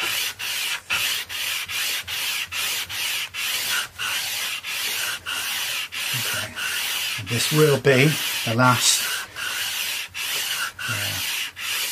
go.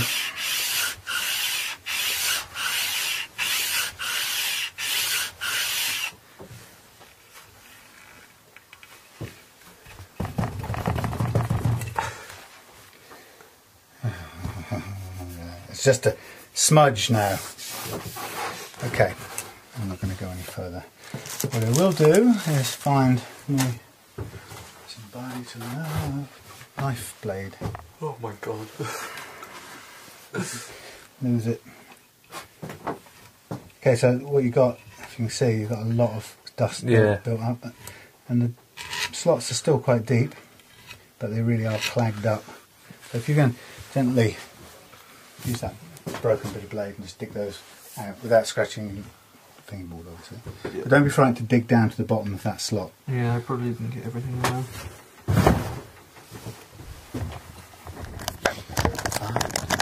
Somebody to love. Coincidentally, that was on the TV a minute ago, wasn't it? Mm-hmm.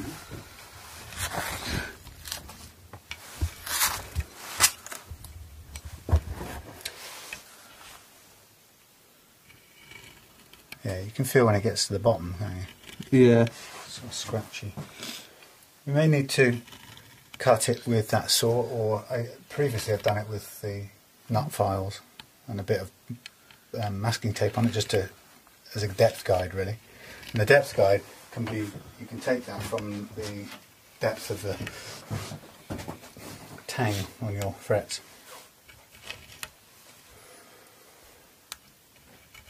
So we can now estimate and experiment to get ourselves some 16-inch radius. Intriguing. Look at that. Yeah. It's a different colour, despite the fact that the colour changes again. But obviously that's because you're pushing it out. Okay. So if you think about it, in taking down the surface, we've also reduced the depth of the slot now. So one of the things that would be a real disaster would be to try and fit a load of frets with not enough depth. Yeah. Because what happens is they just stick out at the top. So simple stuff. Yeah.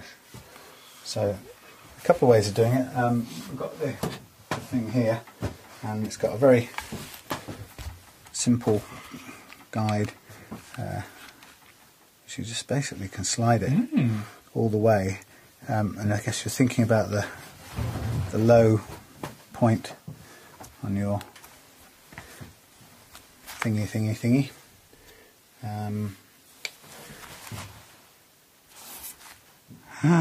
Did you scratch that down there, you bad boy?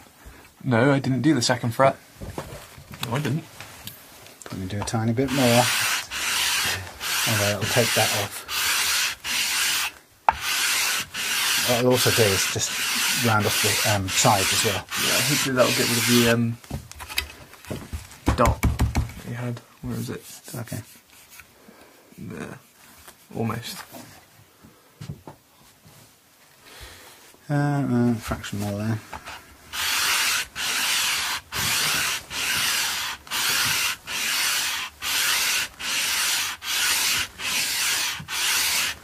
Right, I do declare it's officially done.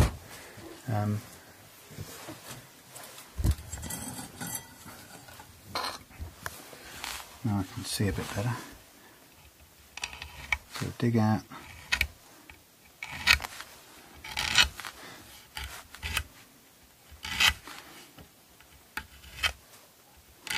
And then I'll take the saw to it a little bit.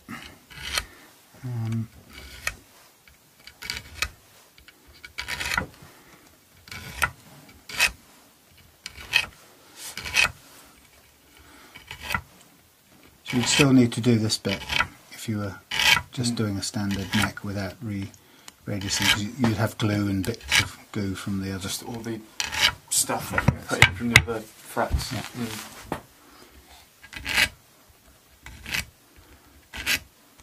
What we don't want to do is go piling in with a saw and chop the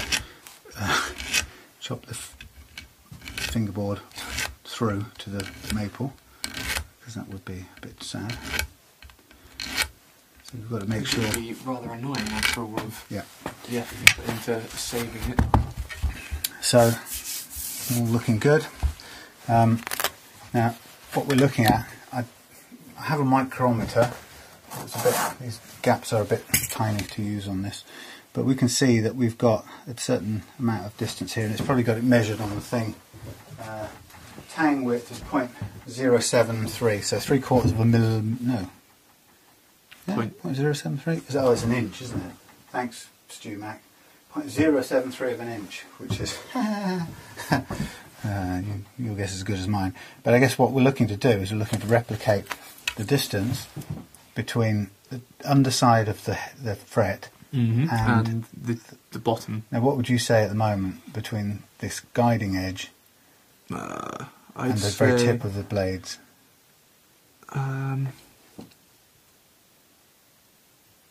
a little bit up. More depth. I think, yeah. Tiny bit more depth. Tiny bit more. Which means we go slightly back up the track. There. Stop. Ah, my bad finger. And what if you take it? What was the taken message from that? What's the message? Mm. Don't go cutting wood on a train in the dark when the train lights go out. I'm wondering, actually, I probably should have done the fixing of this device the other side, because this is hard for me to see, this side. I mean, I can feel it's in the gap. So what I'm doing, Thomas, is I'm just rocking it a bit as if I'm going over the curve. Yeah. Right? It's not scientific, but it does slightly follow the curve. I'm going to polish a bit more over the top of this once I've cut these out, because the next layer of sandpaper I use, the micro mesh, is going to be so fine it's not going to reduce or change the depth of these slots any, but it will take out that slight shining that you get here as a result of using this block. So if you were using this saw, you're just sort of imagining you're going over this curve, and then once you cut it, it runs out and it doesn't bite anymore. And you get that annoying, slight shiny thing going over the wood.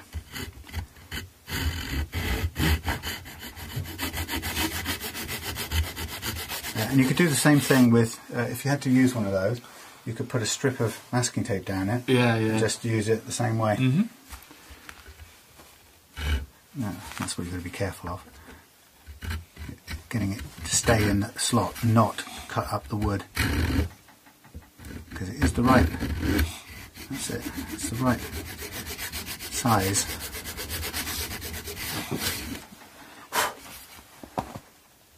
What we can do is we can cut a test fret, and we can make sure that it sits correctly, and if we need to cut deeper we can then do that. Because actually this at the moment, this doesn't feel like it's cutting much at all. But it's also true is that the frets are usually set with quite a bit of space underneath them, because the manufacturer likes to put glue underneath. Very often what they do is they squeeze the glue in from the ends and let it run down underneath. So it's making a bit of a shine here with this Perspex guide, which is it's not the end of the world, but it's a bit annoying. I prefer it didn't do that. If you did it with masking tape, it wouldn't do it. But you'd have to masking tape's harder though. Yeah, you've also then got to control the depth then with your hand, so you don't. The tape won't stop you going anywhere. This is kind of lazy man's version.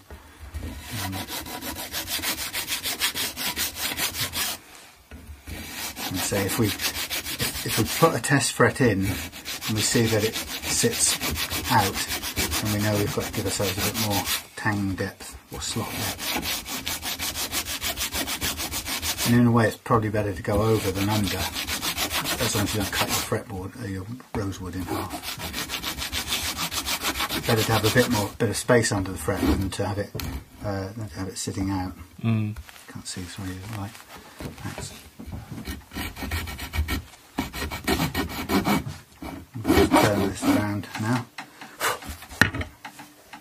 On the other side, keep tapping.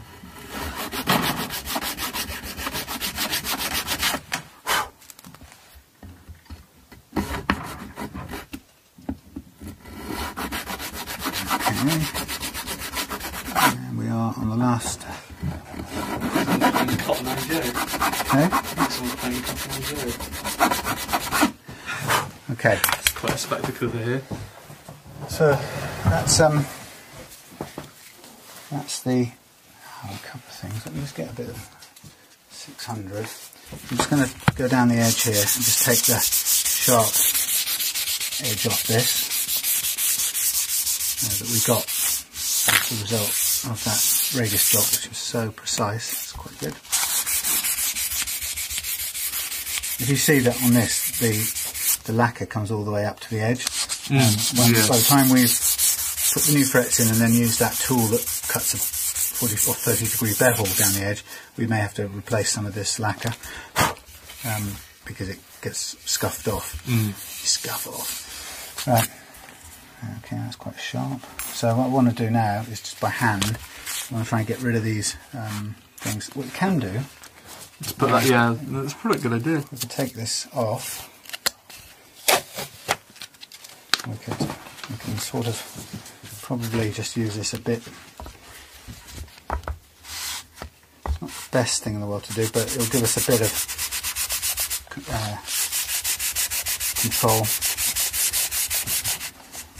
So I'm just holding this on, and I'm using it to just get rid of the slight shine that was left by the Perspex guide, and it's not very easy to control because it's not stuck on, but it's just about doable.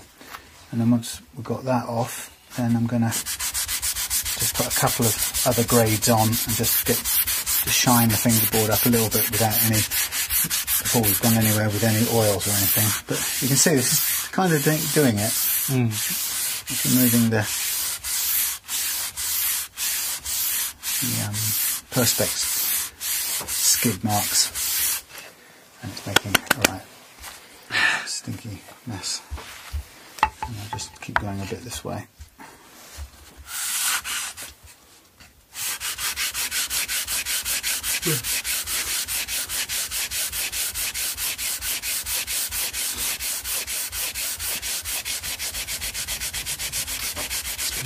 Nice.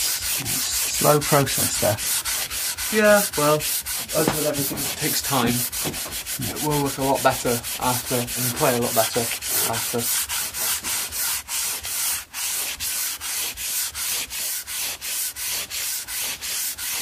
This end one's taking a while to clean up.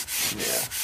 Slight miss of the blade of the saw down there, but that'll be covered up by the tang, so it won't be a problem. Hang in there. It's late. Yeah. We've only been up how many hours? 6? More than that. Believe it or not.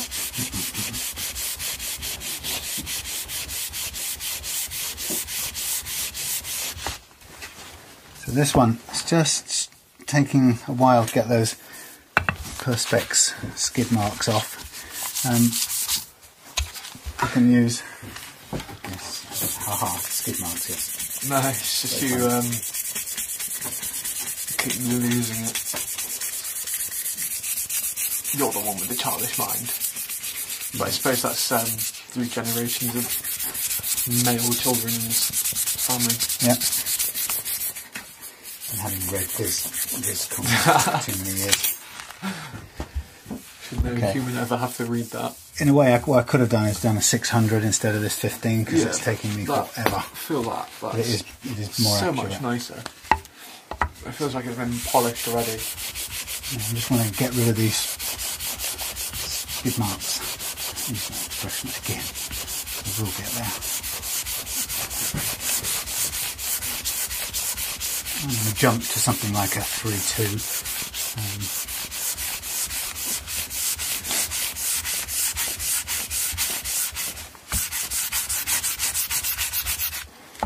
Come on, you're nearly there.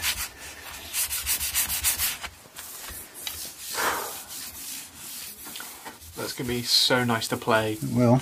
Once it's done. It will, but it's these annoying bits that's peeing me off. Let me check. What we really need to do is wash these in a bowl of water, but I'm going to switch to a 1500 from another set. Quite a lot of grime on them, and that's the first time that you use them. Yeah, they do like to be washed out once in a while, I think. But Everything, there's a little bit of maintenance. I guess that's one thing you can take from our videos. what? Everything takes a long time. Everything takes a long time and needs a little bit of maintenance. Really, the kind of the reason that we're in the workshop. Okay. These guitars too need maintenance, and quite a bit apparently. Right, let's go to the 1800s. 12. Yeah, it's getting messy. I'm messy now at this point. Let's use this. Actually, I'm sticking with the 18 rather than jumping forward because there's still that mark from the perspex. I'm just thinking when I'm doing this, I'm trying to think if there's any way of avoiding that other than using tape instead of the perspex guide. What you could do is get a little tiny piece of tape and put it along the edge of the perspex and up a little bit. Yeah, it's true. Might soften it a little bit.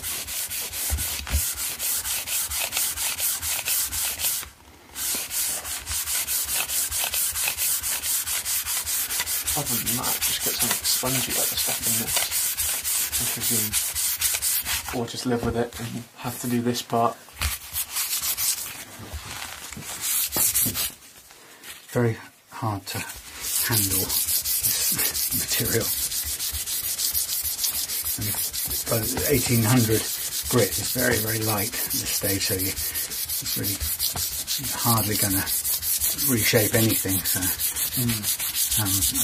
in a sense, I could have gone back to something like a 600 as an intermediate or an 800, something like that, but I've kind of gone for the extremely slow end of it. Going slow just means you have more accuracy with it, really. That's right, more control.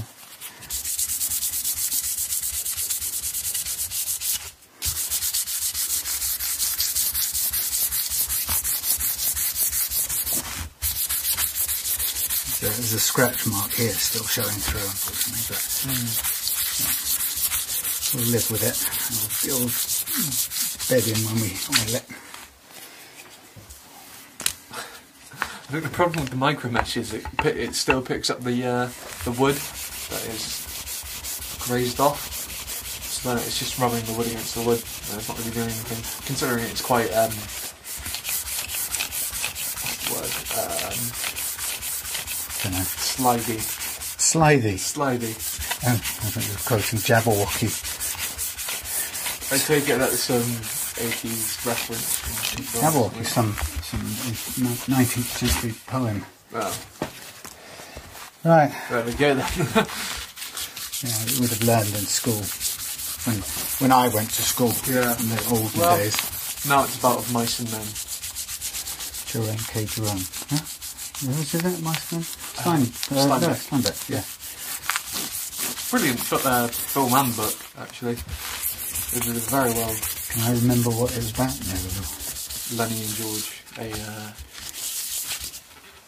dumbed down brute and a smart, short, stocky guy. They were ranchers. And it was about a dream they had during the Great Depression. They wanted to own a farm.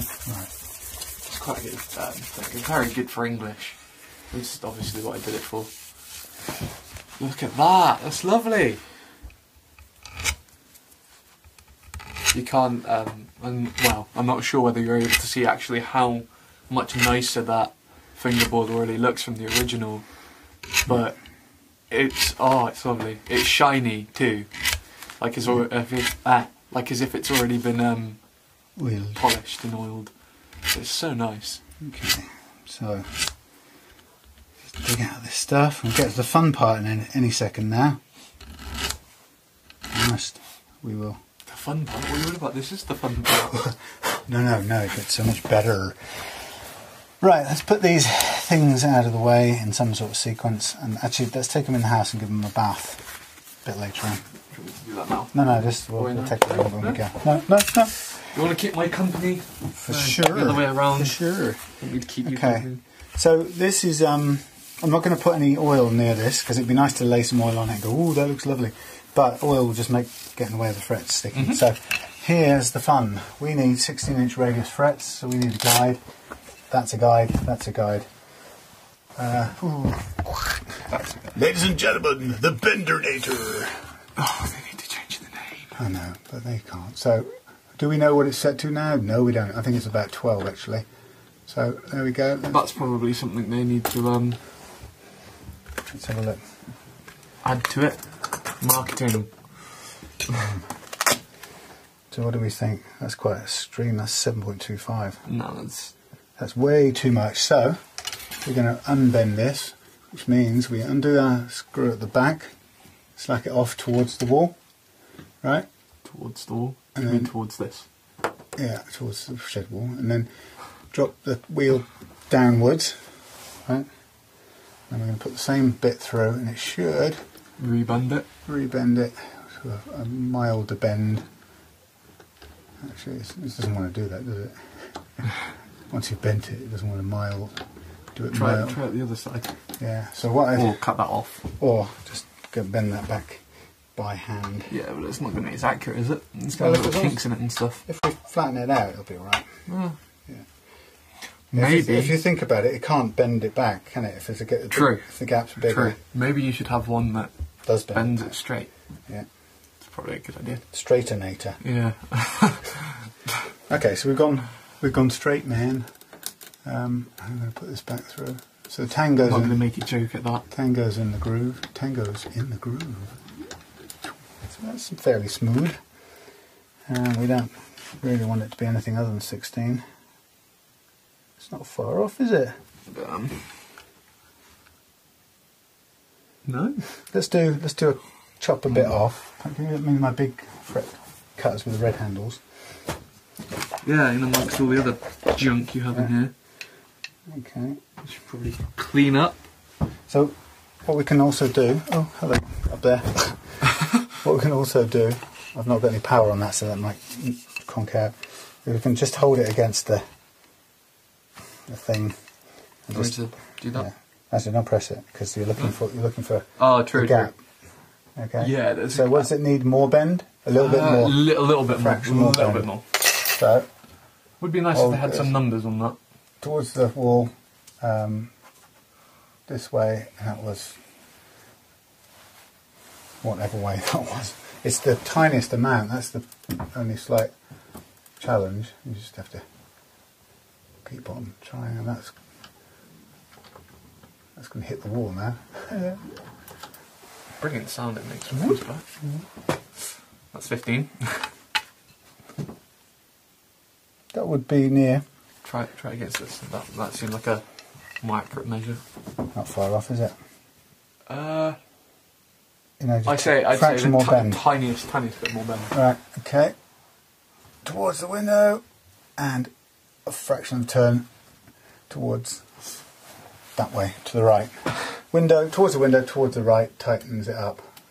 Window right, tightens it up. Presume the other way, loosens it. Yeah. Okay. Yeah, good enough for now. We'll take a fraction more, really. Yes. Let's just try this end that we haven't bent already. Because actually, it does weird things once you've bent it. It's not entirely the best guide. So go for a fresh end. Oh. More bend? Oh. Quite a lot more bend? Yeah, quite a lot more bend. Okay. So, suggest that this side needs quite a lot more bend. So that's got to come upwards. Right, so that's left. Left tightens it. That's why it didn't tighten it, because I went to the right. Ah. Duh.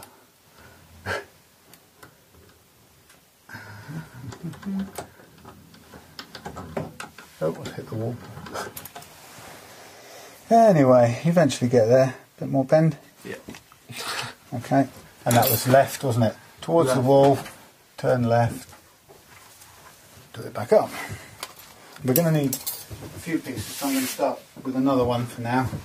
And try this a straight one through the nature of bend. Can we give it another name, like Frank? Please. That's quite good. Close? Yeah, very close. Okay, let's just take that as a first one, and I'm going to cut a length just to do a test, right? A little bit more on each side to take it, just for Poing. So here's our test piece, and what we want is if we were to press this in, we want this to sit all the way in, and with enough room underneath. So first of all, how does that look? Does that look like it's sticking out up at the edges? sticking out of the edges. Yeah, I mean, if you look at the radius, sitting the radius on there, oh, it's such crap lighting. If you sit it on there, what's happening with the radius? Does it match it exactly, or is there a gap in the middle with light coming through? There is no gap in the middle. Right, but it's flopping at the ends, isn't it? So we need to bend it a bit tighter. Mm-hmm. Okay, so a bit tighter is up and left. Yep. Because we don't want it popping up at the edges. No. I'm going to put this little piece through, see if it will work. Come on. If not, then I'll put the whole lot through. Yes. Tiny little bit through. That looks like about a 9. See what it does? That's just totally unrepresentative. Let's put this big one through. Trial and error. Yep. God. Oh my. That's way too much. That would come around in full circle. That's so... Very, very quick. That's way too much. But yeah, the sides need bending. The middle is fine, but the sides need bending. So how do we get to this thing? And how do we know when we've got it? How are we going to put a marking on this See thing? that? Yeah, that's the problem. They need markings on it. I think that should be something we should think about on it. Get our top scientists on it, i.e. me and you, And sit Morris. down. Yeah, and Morris. Maybe Yummy if she decides not to wreck everything. They're cats, obviously. Obviously. For those who don't know. Okay, so we reckon that was too much, too bendy. I'm going to try it one more time and see what happens. Get in the groove, man. Get in the groove. No, man, does that remind you of your childhood? Get into the groove, boy. That's still too tight. So that's to the right. This is really annoying. I guess you could be busy bending it straight, right? You know, yeah, that's probably a good idea. Although I'm not sure how much help I'm going to be. I'm terrible at. Okay, let's have a look at this one. Right, that needs a tiny fraction more. And we go then left, and then lock it. We've been there before, haven't we? Bit left, and then it's all screwed up. I'm sure that's the analogy for a lot of things. Turn left, and then it's all screwed up. Right, this is not a fresh bit of wire, so it's not going to be terribly accurate. I have noticed in doing tests already, I noticed it never does the same thing twice. Okay, I'm going to cut a piece of that just as a test fret. Not that one, but I'm going to cut this one because I can afford to. Yeah. Yeah, that's about right. Okay, and the gap's quite big, so we're going to need glue on these. The question is, are they sitting all the way down? I think these slots need to be a bit deeper. I wish I could see what the hell is going on here. Yeah, I think they do. Slots need to be deeper. Yeah. Well, there's not really that much you can go deeper. There is. There is. Look at it. There's what, like, less than 10 millimetres?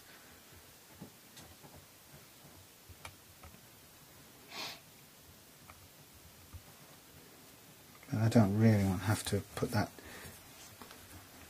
shiny mark back on it.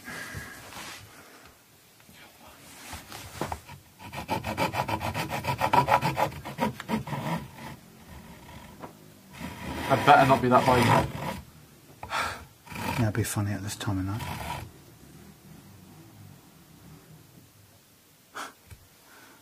Somebody in the close, isn't it? I should hope not. Of course, the bike broke the baby. Yeah. Make yourself really popular quickly. Yeah. Okay, so this is yeah. Well, the only way to really test this is to push one in with the fret call. So I'm going to get the 16-inch call out, if I can find it. Cramp. 12-inch, 7.25. This better be 16 or else we're in trouble. Yay, 16. I've done some of these before by using a smaller size. It's one way of pressing it in and making sure that you squeeze the edges down. So I'm just going to move this out of the way for a second. What I'm just trying to test here is the... Do you want me to move the camera over? No, you could do. Yeah. I just want to make sure the length, the depth of the slot is correct. That's fine, I think. Up a little bit. There we go. Okay, so I'm just going to undo this. Put this thing in. Where's it gone? I'm going to undo that one and put this one in. 16-inch insert. I'm feeling about as clumsy as I can get today. It's because the lighting is still all over the place in here. Right, so when you're doing this, you're going to use your neck rest. Okay, you're going to put it in here. I'm going to have to do them all, but I'm going to start by putting it in here and pushing down. So you get it lined up. In this case, we'd have glue as well, and then decide how you're going to use your handle. And what I tend to do is I move off to the side and I just let the caul level itself by just touching the neck, and then the caul's in the right place, and then you can just move across and line it up physically there, and then you can just push it into place. Now this would normally have glue in it. Yeah. Okay, so what I'm going to look at here is how that sits. Okay. I think that's okay here until... Yeah. And it sticks up a little bit, so we need to over radius it, or we could also use a smaller radius block, small insert here. The other thing we could do, if they were all a little bit like that, we could then clamp this with a 12-inch thing on, and it would press the 12-inch shape into it. I'm going to lift this out very gently. So I still think we've got to go a little bit more with our. I haven't seen that yet. A bit more with our radius. And if that doesn't work, which way to go more with radius? To the left or the right? Remember? More radius. Tighter. Tighter. I believe you found that in the end was the left. Yeah. That feels too tight now, but hey, what do I know? Go all the way through.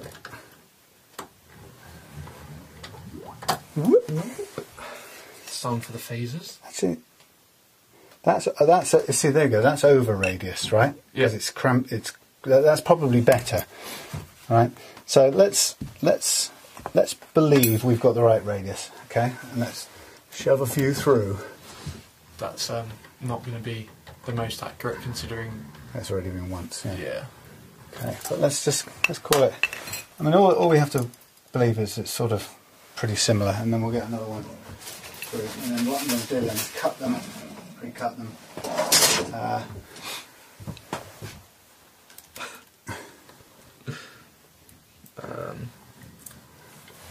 That's good. It just about goes through without hitting the window. I think that's probably a good one. Right. This is a new one. Yeah. Okay. So what I think I'm going to want to do. Do I want to cut these any further? I might just go over this once more gently with this saw. Make sure that. God, it feels odd. Get in the slot, fella. So one more time.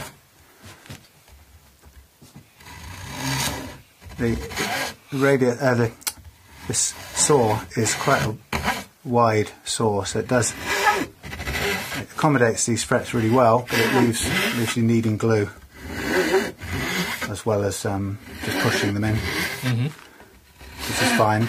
So what I do need actually, Thomas, could you go and fill that bowl with warm water with that white cloth in it? Sure, that's the. Thank you. And then we've we're going to need to use that quite cleverly as we go.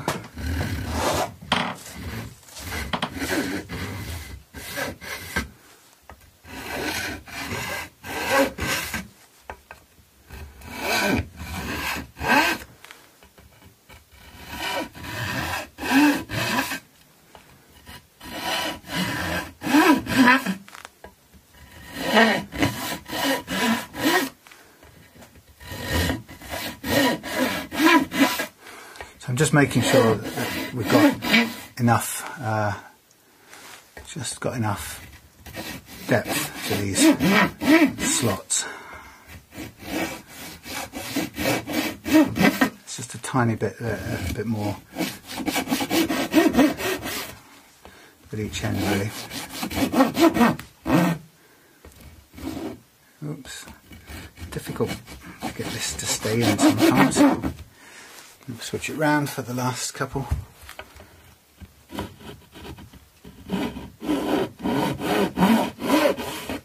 you say Hot. hot? Thanks.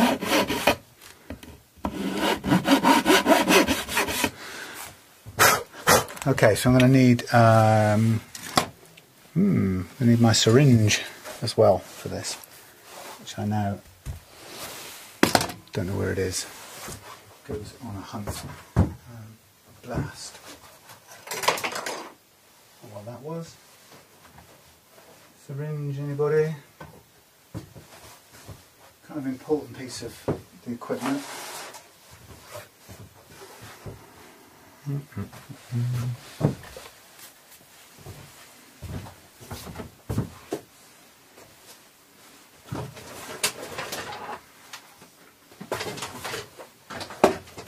Syringe, syringe, syringe, syringe. No, no. No, no, no.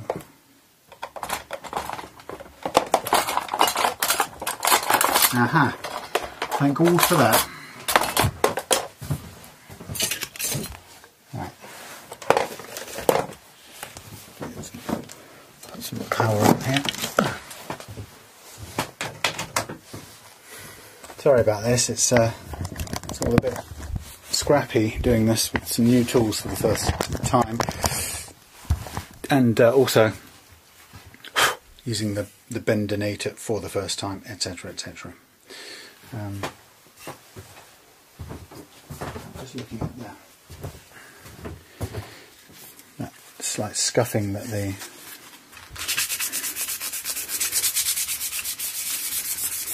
left behind by the perspex on this guide, the saw, which is a bit annoying. Comes off with the micro mesh fairly easily, but I'd rather not have to do it. So maybe it's better to use it with a bit of paper as a guide instead of this perspex thing, which ends up having to be removed like this.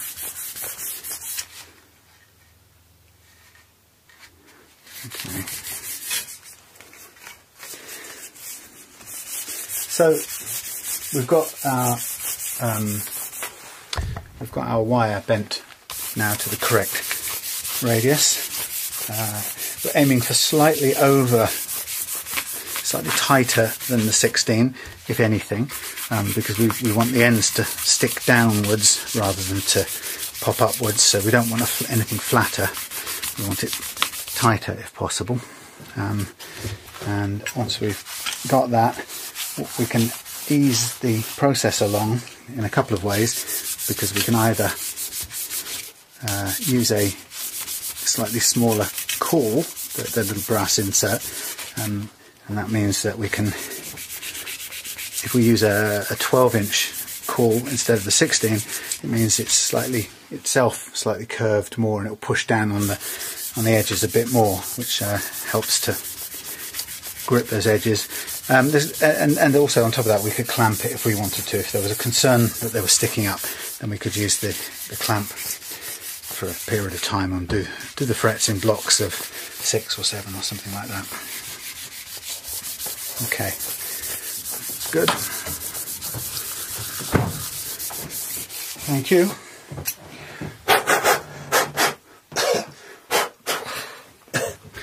Right, groovy. I'm going to put this over on here. Haha, puns.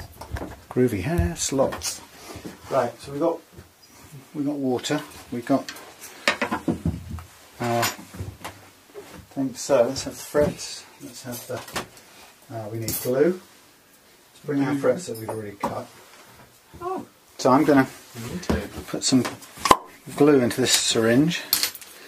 Thomas has got the frets, and you can also make with get rid of the big cutters as well if you want.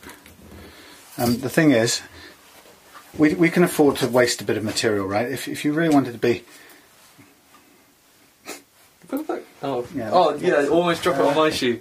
Where's the kitchen roll?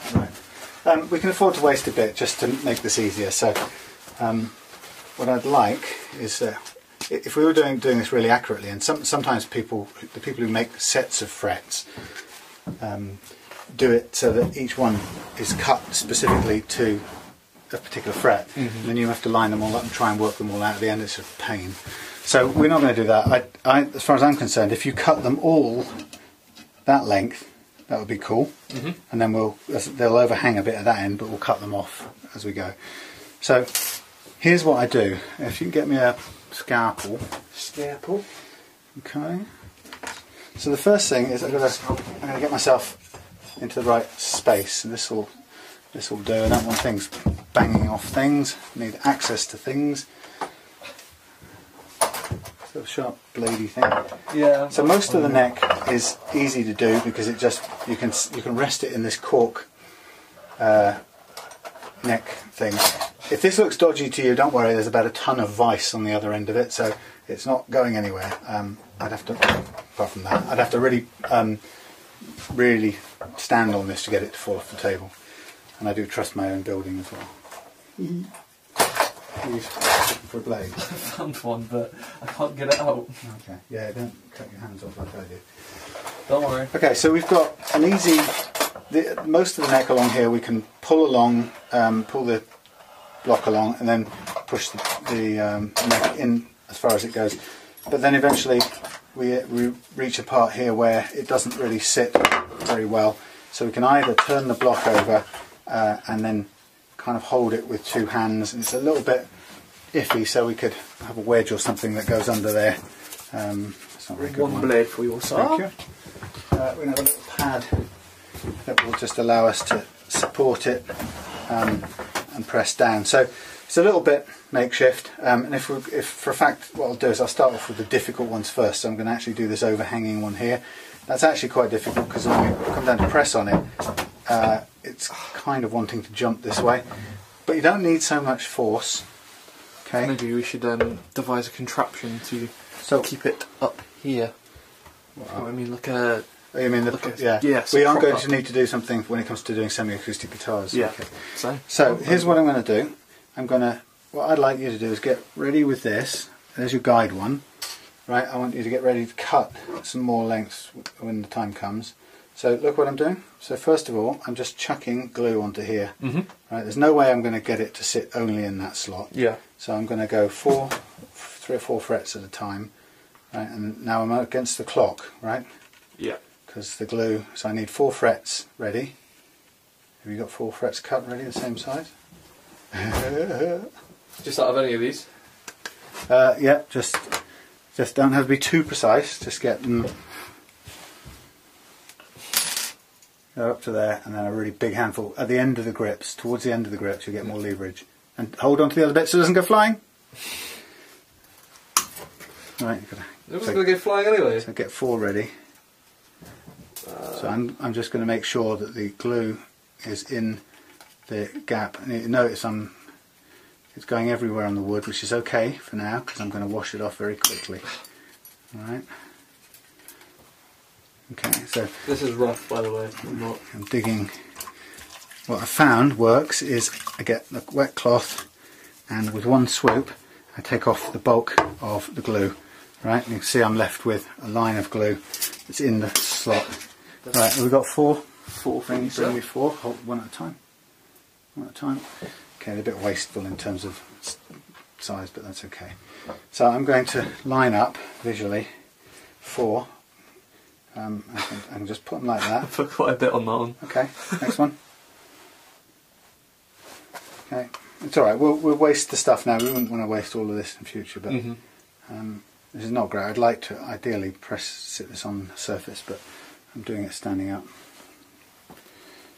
Okay, and they fit, the slots are really big, so they're dropping straight into the slots fine. And I'm using wood glue, which is good old-fashioned tight bond. So I've got 4 of them stuck to my finger, lined up there.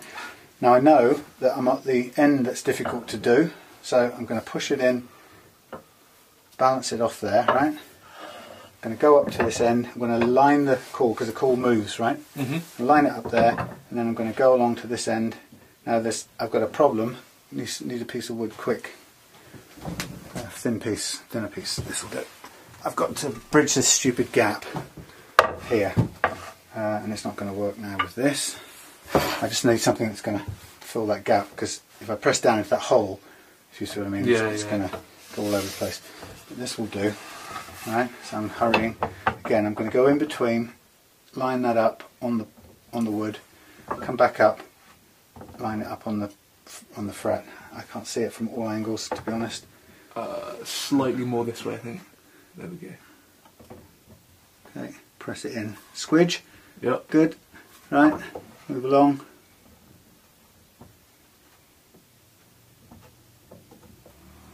Squidge. Whoop. Now that is too much pressure. Squidge. And the 4th one. So again, not fantastic. We probably want that bolted down. So straight away, get that out of the way, and the first thing I'm going to do is get in there, get rid of that glue, wipe it clean. The wood, the water's fine. The wood doesn't mind water at all. You've got a bit. Yeah, I'm going to go down the sides as well. So I'm just getting it off the surface first, and then goes down the sides.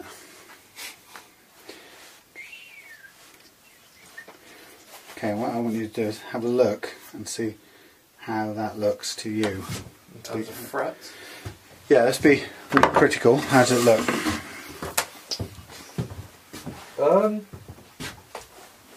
It don't actually look too bad to me. Okay, what I'm going to do is I'm going to grab a couple of clamps. We can take a break because I need a cup of tea, but it's been going some while. So let's say we're not sure that it's clamped down at those ends.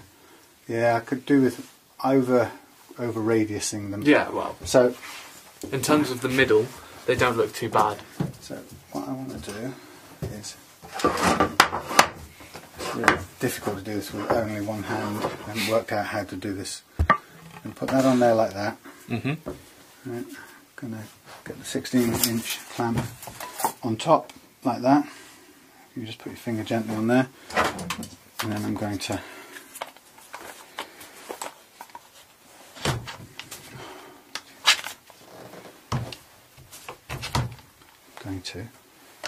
clamp down. Thank God for your marvellous assistant helping you here. Okay, let's have a quick look in there. That's interesting because one of them seems to have, looks like it's gone slightly sideways. Maybe it's just the way the way the tang has cut. Okay, so that's one, and then I'll clamp the other bit, and we'll go for a cup of tea and call it quits for now. But so this is if you think you're not getting the ends down properly. Yeah, we'll do opposite sides. If the ends are not squeezing down properly, right? That's how you do it. Allows us to take care of it, but we can also now stop and think and say, okay, what do we need to do? Do we need to use the 12-inch caul to press those ends down, or do we need to do something with our wire? All right, but so we've got time to think again. Okay, so there we have it. We're going to stop, go and get something to drink, and then I'm going to wipe this glue off when I can see it. Never hurts. We'll sand that off anyway when we cut those bits. But again, it's with all this new equipment. It's all a bit suck it and see to begin with because it's a new way of doing it.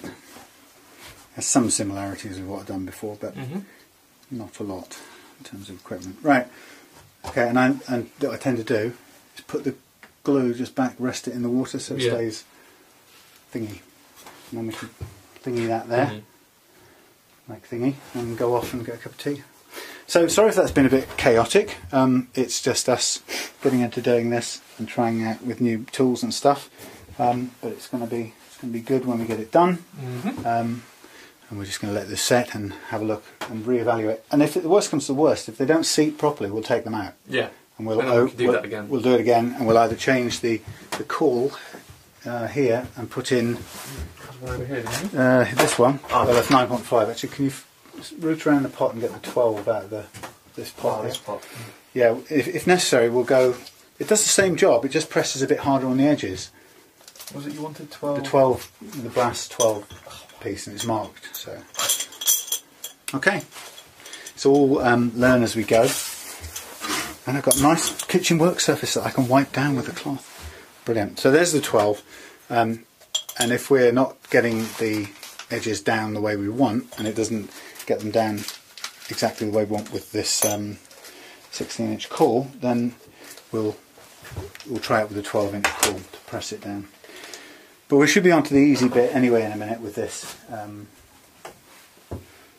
neck, because once we get off the heel, it's much simpler to do it on the cork bed. Alright, stop for now, see you in a minute. Ta-ta! Hey there, just a quick round off for the day. The last set of, well, the first few frets that I put in this weren't sitting quite the way I'd like them to, so I took them out and basically changed the caul in the insert in the caul to a 12 instead of the 16, and redid them all with the 12, which means it kind of pinches or presses down on the ends a little bit better. So what we've got currently is a nicely refretted neck, waiting to have some of the ends snipped off, and then to use the thing to bevel the edges or smooth out the edges, and yeah, and then we'll be kind of ready to level them.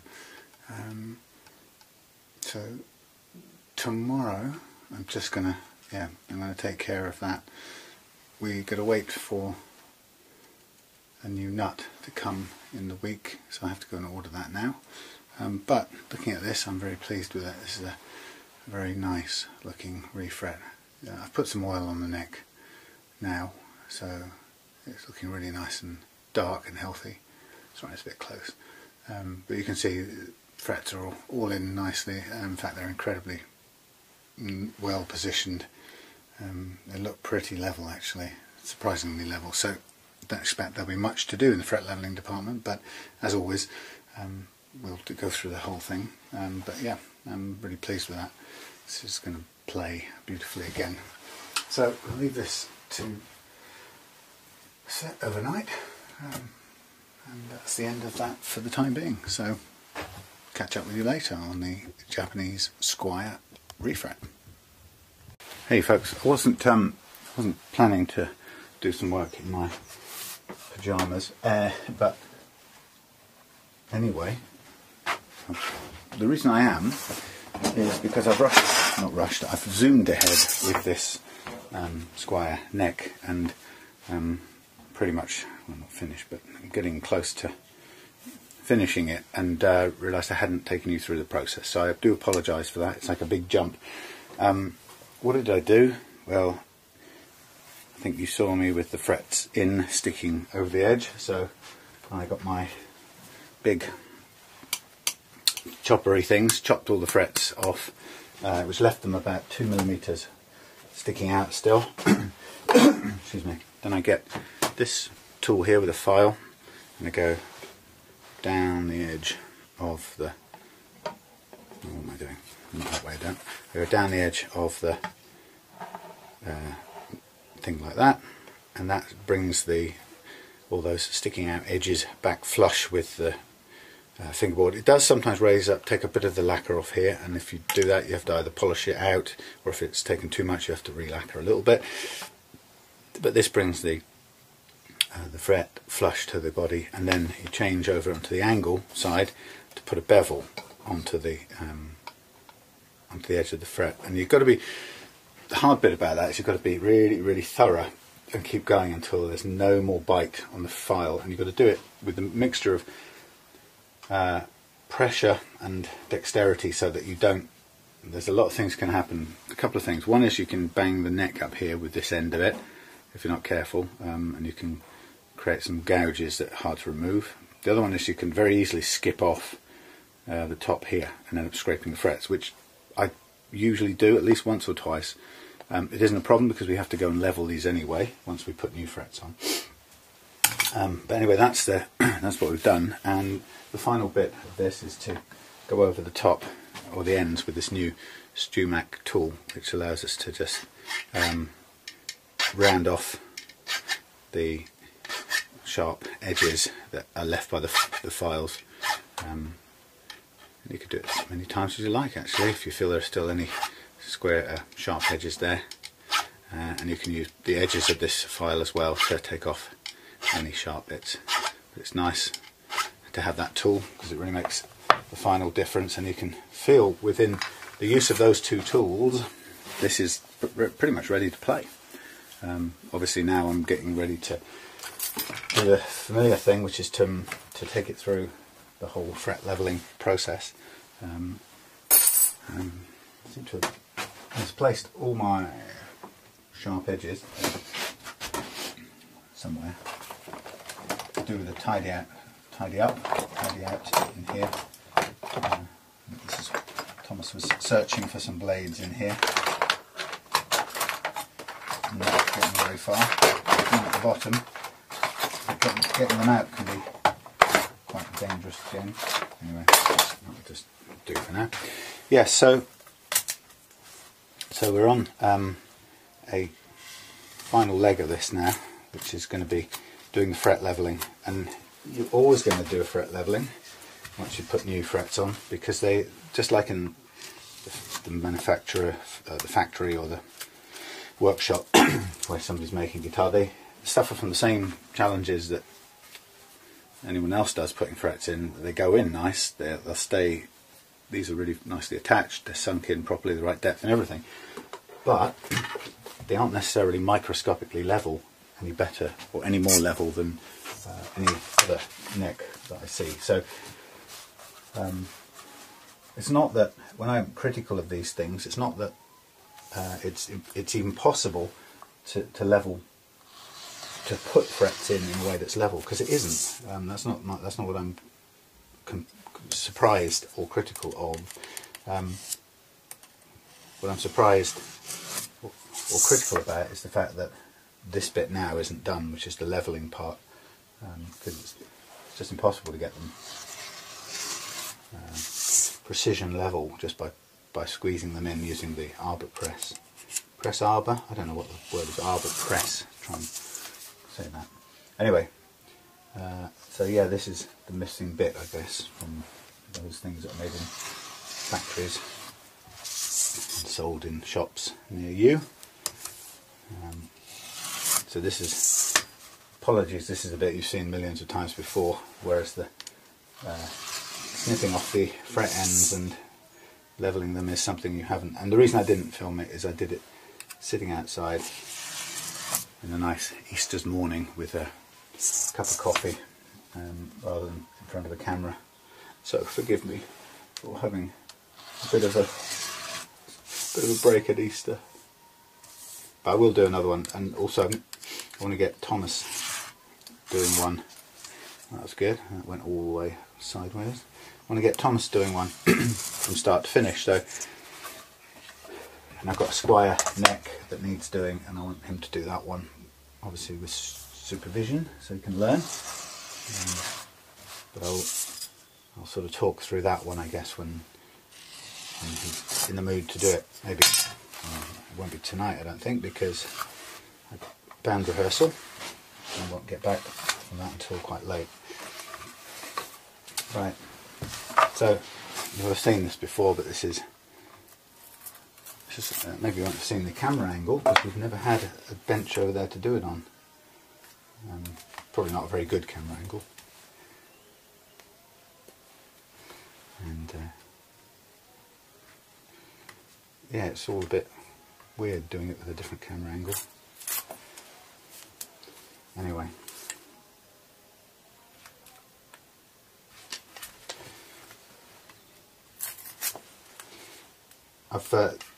This masking tape isn't sticking to this fretboard, by the way, because I've already oiled it a bit earlier on just to see the kind of tone it would take once it was oiled. So it's not got loads of oil on it, but it's enough to not want to rely on having the masking tape stick, which is okay because we don't have to, because we can just pinch it around the back. I'm also going to do a couple of little repairs on the back of this neck where the lacquer has just dimpled or come away, made a little pothole, and as a result you can feel it under your hand, under your fingers when you're playing. So just as a sort of a little extra improvement, if I just fill that in and polish that out, then it will take away that maybe slightly annoying blemish that you get. Just little tiny details, but the fingers are very sensitive and they can always tell when there's a gap. So I can't really finish this guitar tonight because I've got, or today, because I've got to wait for a new nut. I thought it had a Squier nut in the collection, but it didn't. So it'll just hold up until I get one of those through in the week, and then I guess I'll complete that next weekend. But I can put the neck back on this week, in a minute. I can leave that. Once we've done the polishing, then it'll be ready for setting up next weekend. So quite a long process, as you can see, but it will get quicker. Having done this neck, it's nice to have the press set up in a new place, the right place to do it, and just as getting used to using different tools, slightly different tools, always takes a little bit longer, but it will speed things up generally and makes it a lot easier. This softening off the fret ends with that StewMac tool is just kind of invaluable. I was doing it before with a different kind of file, and it just wasn't accurate because it didn't do everything. You only need, it sounds silly, but you only need a sort of a 20th of a millimetre or something worth of sharp edge for the finger to find it, and people go, oh, still got sharp edges on here, and it's true. It's not acceptable if you're going to give somebody back a really nice playing, freshly refretted thing. So having those tools are really not an option if you're going to do this all the time. And the point is, if you do it all the time, they're just not an expense. I mean, they're not an unbearable expense. You know, if you're a guitarist who might want to tweak one guitar in your collection, then it is a lot of money. Of course, you know, StewMac looks extortionately expensive, and I'm sure it's possible to make them cheaper, but these guys are making a living supplying all of this stuff, and fair play to them. The question, the test really is, irrespective of how expensive they are, do I feel bad about having spent this money? No, not at all. Do I feel it's an investment in me having a better time doing this thing that I enjoy doing? Yes. So it's not a grudge purchase, and that's the really important bit. And I think they're probably wise enough in the business sense to know that, which is why they do so well. It's not a grudge purchase, and it's also not a price war purchase either. When you're doing something like this and you're pursuing quality, or you're adding value or adding quality in your work, or you're dedicated to quality, you're going to buy as good as you can get for what you do, and I think that's really important. And when you do, you feel good about it, and it's the same applies to the guitars that I work on. If somebody buys one and they're so much X amount more expensive than the next one on eBay that they could buy that nobody set up or refretted or whatever. You know, if your primary interest is price, and I say this in my listings, then you know, look somewhere else. If you buy from me, you'll both lose out, because you'll be resentful that it's more expensive than the thing down the road or in the next listing, and I'll be unhappy because I'll know that you haven't got the thing you wanted, which was a low price. And the same applies with StewMac. You know, I think they know pretty well who their customer is, and as a result, they don't have to worry about that kind of price war thing. And I think also, like me, I think StewMac would be of the view that if lowest price for these tools was your primary concern, then I wouldn't be their customer, not their ideal customer anyway. Okay, so I'm just going to bring this over here because it's a bit far away for this. So what are we going to do? Well, we're going to do the usual. And the usual is to level the frets. Now we've got a good start here. We've got new frets. I've made sure the neck is level. That's nice. And I'm going to do the same old thing. I'm going to put some marker on top, and then I'm going to start this time with a sanding. There's a couple of ways I could do this. I could do it with a radius block, since we've installed these in the 16s. We could put some tape on the 16 thing and just sand it using the radius block. And I'm never sure about that personally, because it works, but I think I wrote in a post the other day that it forces a precise radius onto whatever you're doing. So let's say this is all nice, but it's a little bit over 16 because it's quite organic. The neck could be slightly over, although I've radiused it. Could be slightly over. See, what will happen here is this will take off the top. Yeah. Not far off actually. Yeah, so the radius block is quite harsh in that, as I say, it forces the issue. It gives you a radius whether you like it or not. I could try it. I could see what it looks like. It doesn't hurt to give it a spin and then see. I'm going to get a piece of wood and cut this on it. Yeah, see what it looks like. But if it looks like it's going to do too much, we should, all things being equal, the fact that we radiused the wood down to 16, and also have done, what else? We've done, that's roughly about right.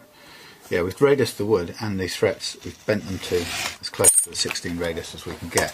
Again, the most accurate thing on that will be the fretboard. We put the radius on.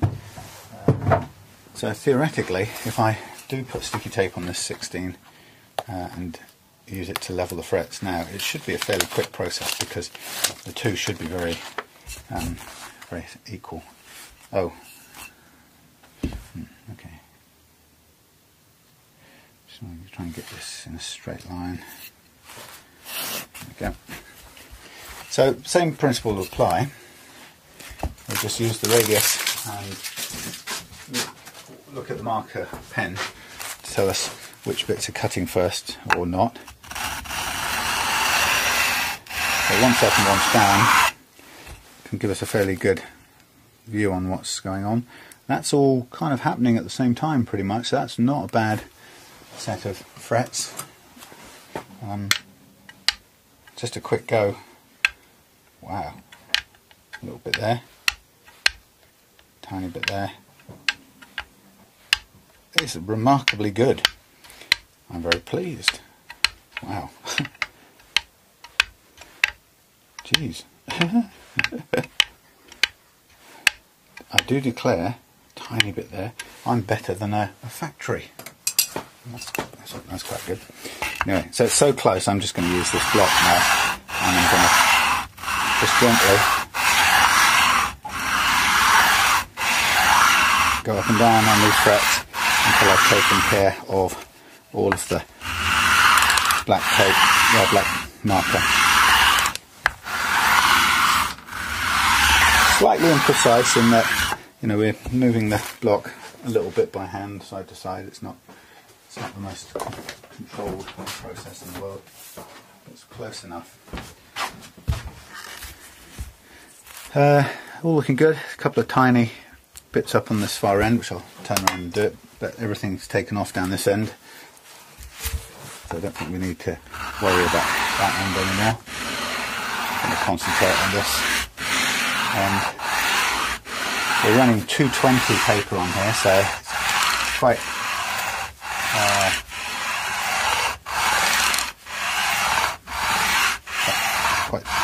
vicious.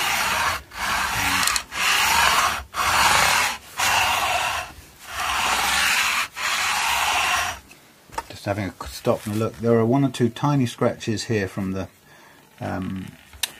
edging file right on the far fret, which I want to make sure I get off.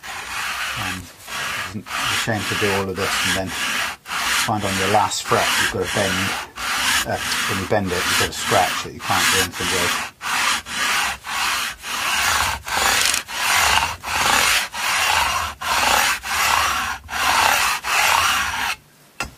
I think that will do.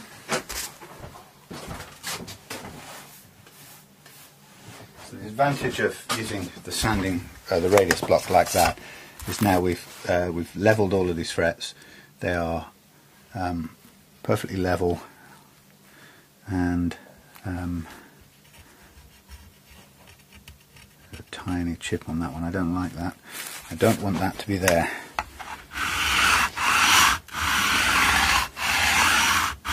Yeah, so the advantage is that not only are they level, but they're also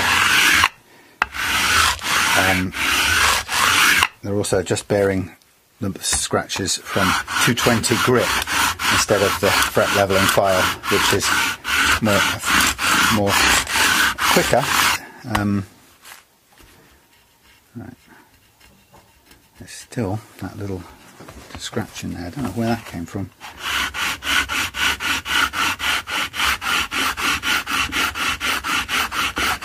But what's also good about the radius block is that it is imposing that 16-inch radius on this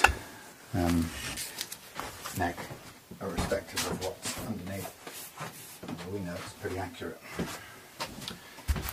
Okay, tiniest little scratch on there still in place, which I want to get rid of.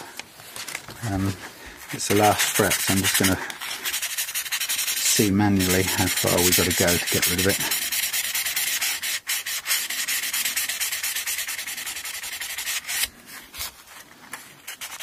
It's like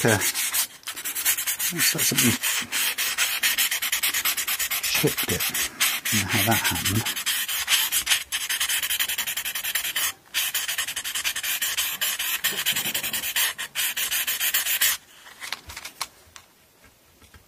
That's annoying.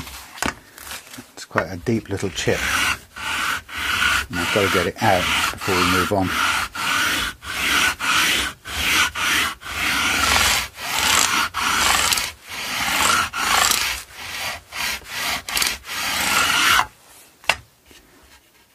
Almost there.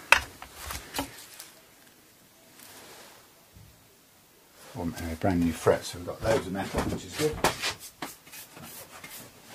Okay, this is the final fret, and I'll leave it, and I'll take a tiny bit of sandpaper to that on its own if I need to.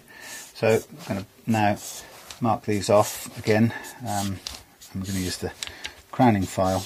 Now I've got that little temporary sort of cheap crowning file stick thing from StewMac, but I haven't seen any instructions for it yet, so I'm not really convinced about its use in this particular part of the process, so I'm not going to use it. I want these frets to be perfect, so I'm going to use the familiar file. Now I think these are medium jumbo.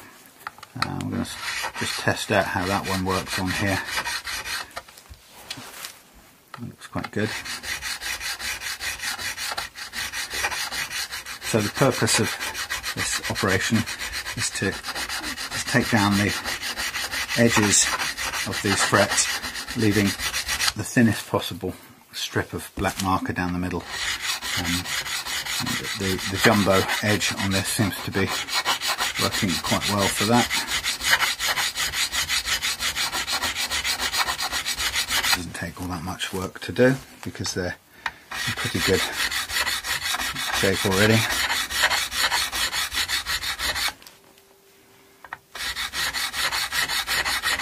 As a rule, the further they've been, the more they've had taken off them, the more you have to work on them.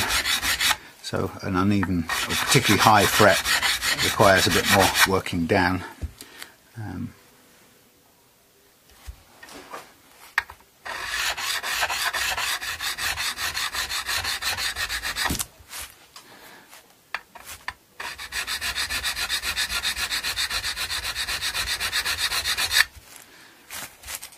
Again, they're not taking too long, these, because they're not had much taken off them. That's quite nice. Can be done with this part of it, and then we're into the polishing part. Which again, since we're starting with the 220 scratches as opposed to the hellish crimson fret leveling file, which has in its favour the fact that it's really quick and takes a load of material away. The downside is that you pay back in time when it comes to polishing out the scratches.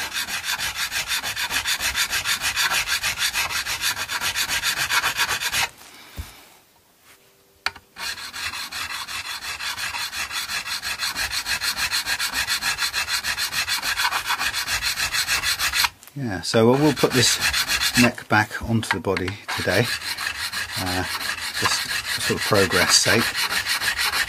And then we'll be just basically waiting for the nut to come before we can get it together again next weekend and try just test the electrics, make sure everything's working.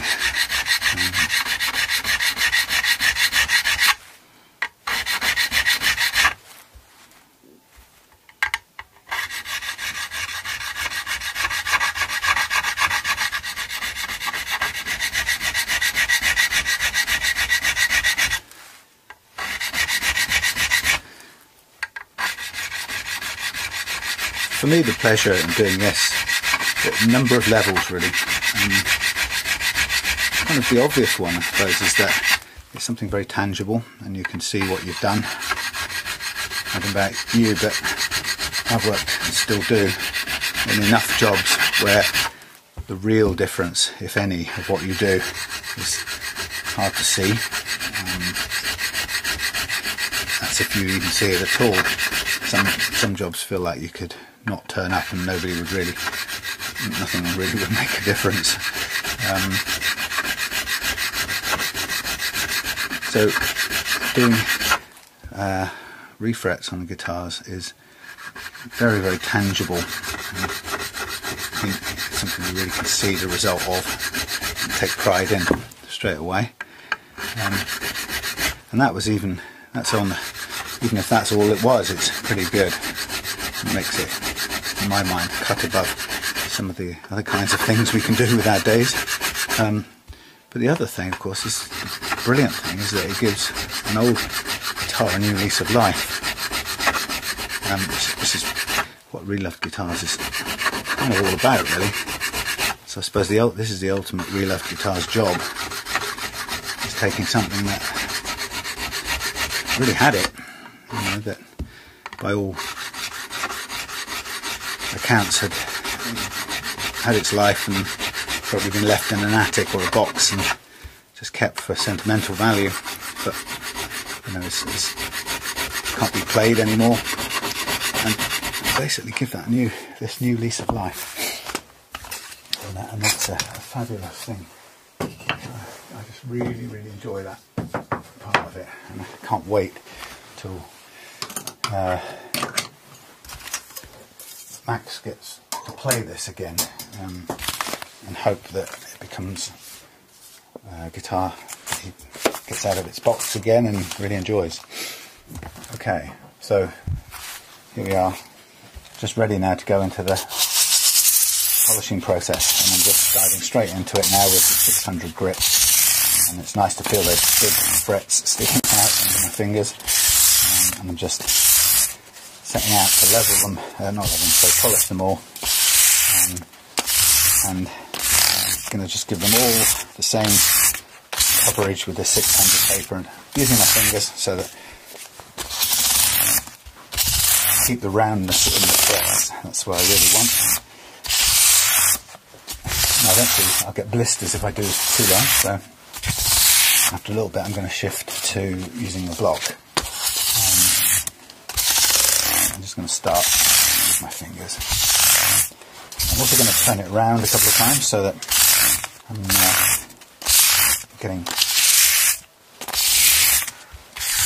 attacking the file or the frets from both ends, if you like. Just went down the edges a little bit too, just to take any more, if there's any more sharp edges, I can just take those away. You can see on that very final fret, that tiny little chip. It must have come from the edging file, but that surprised me because it's deeper than I would have imagined anything could have been from that file. That's the danger of that file, because it does skip off. And most of the time that's not a problem, but occasionally, as you can hear, it has left me with a slight problem. But anyway, we'll take it out. Thankfully it's on the last fret, so that can afford to be fractionally lower than anything else.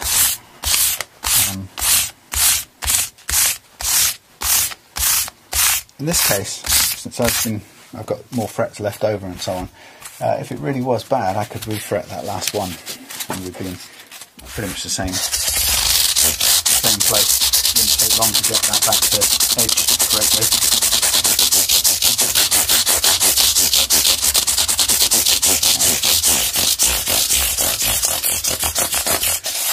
Whisk down the sides so I can get rid of any sharp edges. Hello. Oh, thank you. Say hello to your friends in America and wherever. Alright, just getting this polished up. I can't finish the guitar until I've got the nuts. I'm just going to put the neck back on. Have you not got any of them? No, I've ordered some. I've got loads of Les Paul nuts, but I don't get. What do you do without them? There's the Paul's nuts. Anyway. Yeah. What? On my stuff.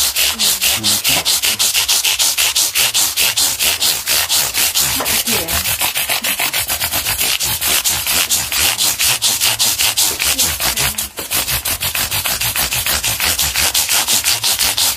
Thank you. Why, thank you.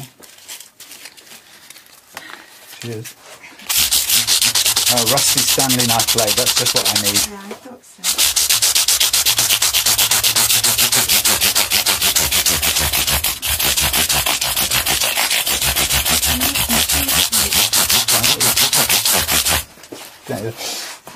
I love how my watch gets left in the shed over the weekends. It's like it doesn't matter.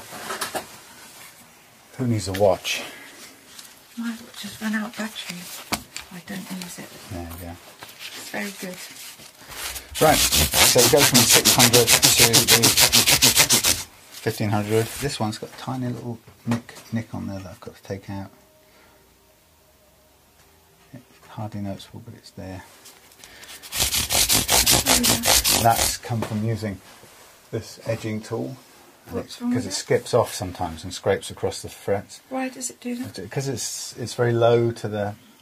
That scrapes up and down on the frets, right. And this goes down the edge, and sometimes it can just flip over to the edge, and then it drags this cutting edge across the frets. Modify it. Yeah. Well, make it deeper. Yeah, I was thinking this was longer. If you cut a curve in half curve, so that it didn't have an end to... Actually, more than anything, if that was just taller, right, and hung down further, it wouldn't jump. You wouldn't be able to skip over the top. But it's because it's very shallow. Like frets. Yeah. That's just what I need to know. Yeah, do nails while we're here. Okay, see you in a bit.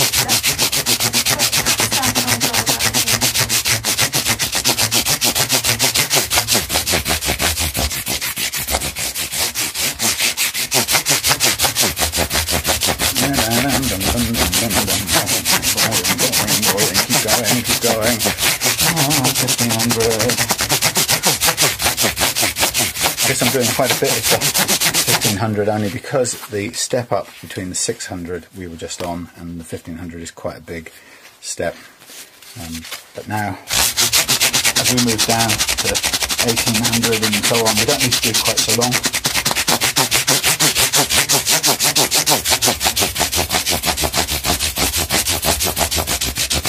I have to say this is so far my best refret, and it is to do with experience, investing in some more tools,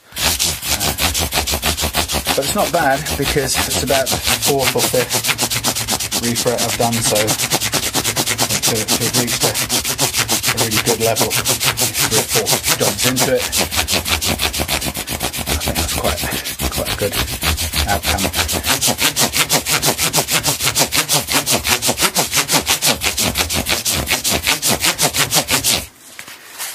Right, get my little aerobics workout doing these.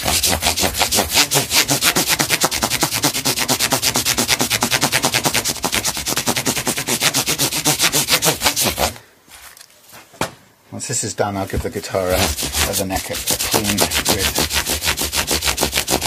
solvent, quick brush down, get any of the dust and sticky stuff that's accumulated off it. It's looking nice at the moment. And we're moving on down to 4000 grit on this paper, which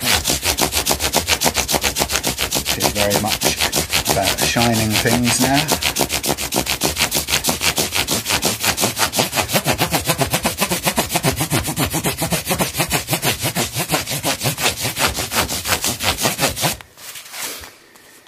Almost tempted to get my Sun Mustang that I refretted a short while back, get it out and redo the edges with the new edging tool that I've got. It would cost me a set of strings probably if I did that, but I think I'm going to take that guitar rehearsing today, so I'm kind of toss up between which guitars I use. Alternatively, I've got a cream coloured Sun Mustang which I really love as well, which has got wonderful big jumbo frets on it, but they're much further worn than obviously the red one which has got new frets, so I'm wondering should I just refret that one as well. Now I'm going to move for it. Okay. I'm now levelling out at 12,000 feet, sorry, 12,000 grit. Job done. Now I'm going to unwrap the neck carefully, knowing that we've got vintage lacquer under here. So I've used the low tack masking tape anyway, with the least amount of stick, because I don't want to be pulling off any lacquer. There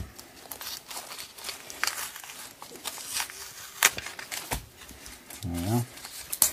So just peel these back.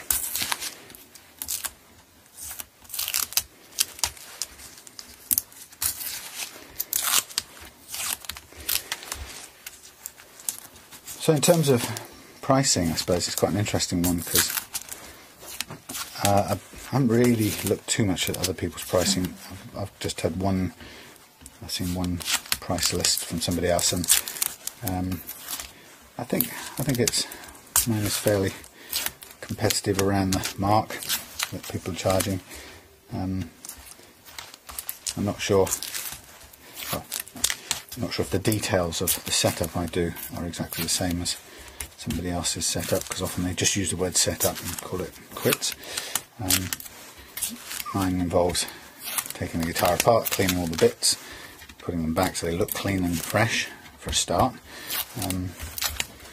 but then also taking particular care of the nut and therefore the playing string action over the first fret, as well as the bridge action, but really particularly focused on that nut action to get the intonation and the true playing action correct. It's interesting that a lot of people, me included, when I first 30 years of playing guitar, you know, if I'd have said action, I would always have assumed that the only thing that made a difference was the bridge settings, and it never occurred to me that probably the thing that makes the biggest impact is the height over the first fret. So now when I say action, I mean both bridge settings and, probably more importantly, the nut settings. And I make a point of stressing that when I mention to people what it is that I'm doing, because it seems quite important that there's a distinction there. Just makes it clear exactly what's going to happen. So a quick whiz over with naphtha just to get the dust out of this. And again, it's going to dry out the oil a little bit, which is fine because I can put that back in. I'm just trying to get cleaned up first. And go down the sides. It's looking all right down the sides. It always scuffs up a little bit of lacquer in the process, but it's only if it takes too much that you need to go back and follow up with either some micromesh to polish up the existing lacquer back up to a shine, or if necessary just go over it and add some more lacquer, and that kind of seals off the fret ends as well if you really want to. Might do that later on, but right now it's looking pretty good. So and it feels excellent. That's amazing. So there we are, folks, a brand new lease of life, perfectly levelled. Wow, who would have ever thought I could have done that? That's what I like about it. Never would have thought I could do that. Yeah, beautifully refretted. If I may say so myself, that is beautifully refretted. 1983 Squier with a new lease of life, jumbo frets. It's going to just play and play and play for another 30 years. That's what's Real Love Guitars is all about. And then we're going to attach it to its neck. I don't think I'm going to do anything else to that body. It might be, if I match a red, I might just slightly colour, or not disguise exactly, but I may take care of a big scratch on the back. But here we have it. Oh yes, oh so nice. In fact, while I'm here, just for the fun of it, let's get Squier Made in Japan. Got lots of components to clean actually, so I'm just going to, for the time being, put the neck together. Everything else needs a good clean. I've got 2 benches to put things on. Wow, that's such a luxury. Just give this plate a quick scrub over. Nice A number, serial number on the back there. Not going to do anything to the screws at all, just going to keep them as they are.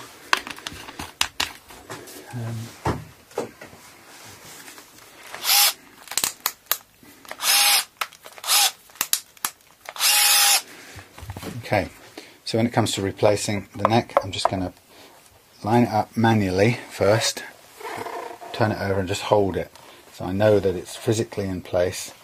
I'm going to put it back the right way up, loosely drop in the screws, and go in with the diagonals first and let it just pick up where it wants to. Let's point that down so you can see what's going on. And again, this is all being held manually at the moment, on the principle that I want everything to go in loosely to begin with, and then I want things to find their level that they were in before. I don't want anything to be stressed or pushed to get into this place. And then when I've got those in, I know I've got some bite there. I can line up one of the screws to the corner and let it locate itself, and then I'm going to use the opposite diagonal to locate the other one, and then just make them fast. And then I'm going to replace my bit. I'm going to go in with the other corners. And this is on a 5 setting on here, which is not a huge amount of pressure, but it's enough. Beaut. Woohoo-hoo. So Max, your refretted Squier 1986 baby with, wow, just oodles of fret material. That's just going to be so amazing to play this with strings on it. But there it is, refretted, reloved, refretted, and just waiting to be set up. I'm just looking at this now. This does have quite a big gap down the side here, but that's how the screws located. That's how it went back in. So I'm not going to mess with how it's been set up in the past. That's its default position. I could tell that because of the way it went back in. So I'm not going to mess with it. There we go. Right. I could hang it up, but I'm not going to because I've got the box here. So it allows me to put it away for a week while I wait for the nut to come. In the meantime, I could be usefully, gainfully employed. A bit of sawdust in here. That somehow got through from my building efforts yesterday.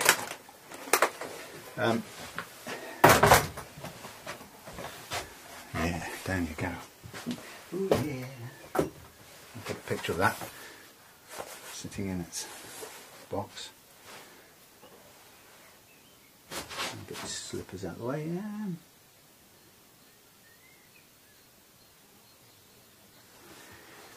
Right, I'll send that to Max as an up-to-date of where things are. And just get on with cleaning the components. I'll do it, finish it next weekend. Oh, fix the radiator, put it back over here. There we have it. Oh, I'll put his tremolo arm back in with it so I don't lose that. I have a fair old collection of tremolo arms right now and I don't need to add another one to it.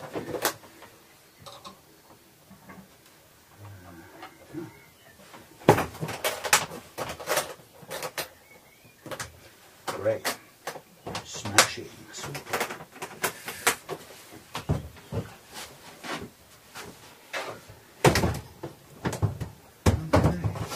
There are quite a few more things I'd like to do this weekend, but I may run out of time because I've got to go and rehearse with the band. Righty, thanks for sticking around for that. Sorry I missed the really interesting bit with the cutting the frets and stuff, but there'll be more shortly, so you better see how that works. Meantime, we'll see you shortly, like in a flick of the thing, for the final part of this video. Later.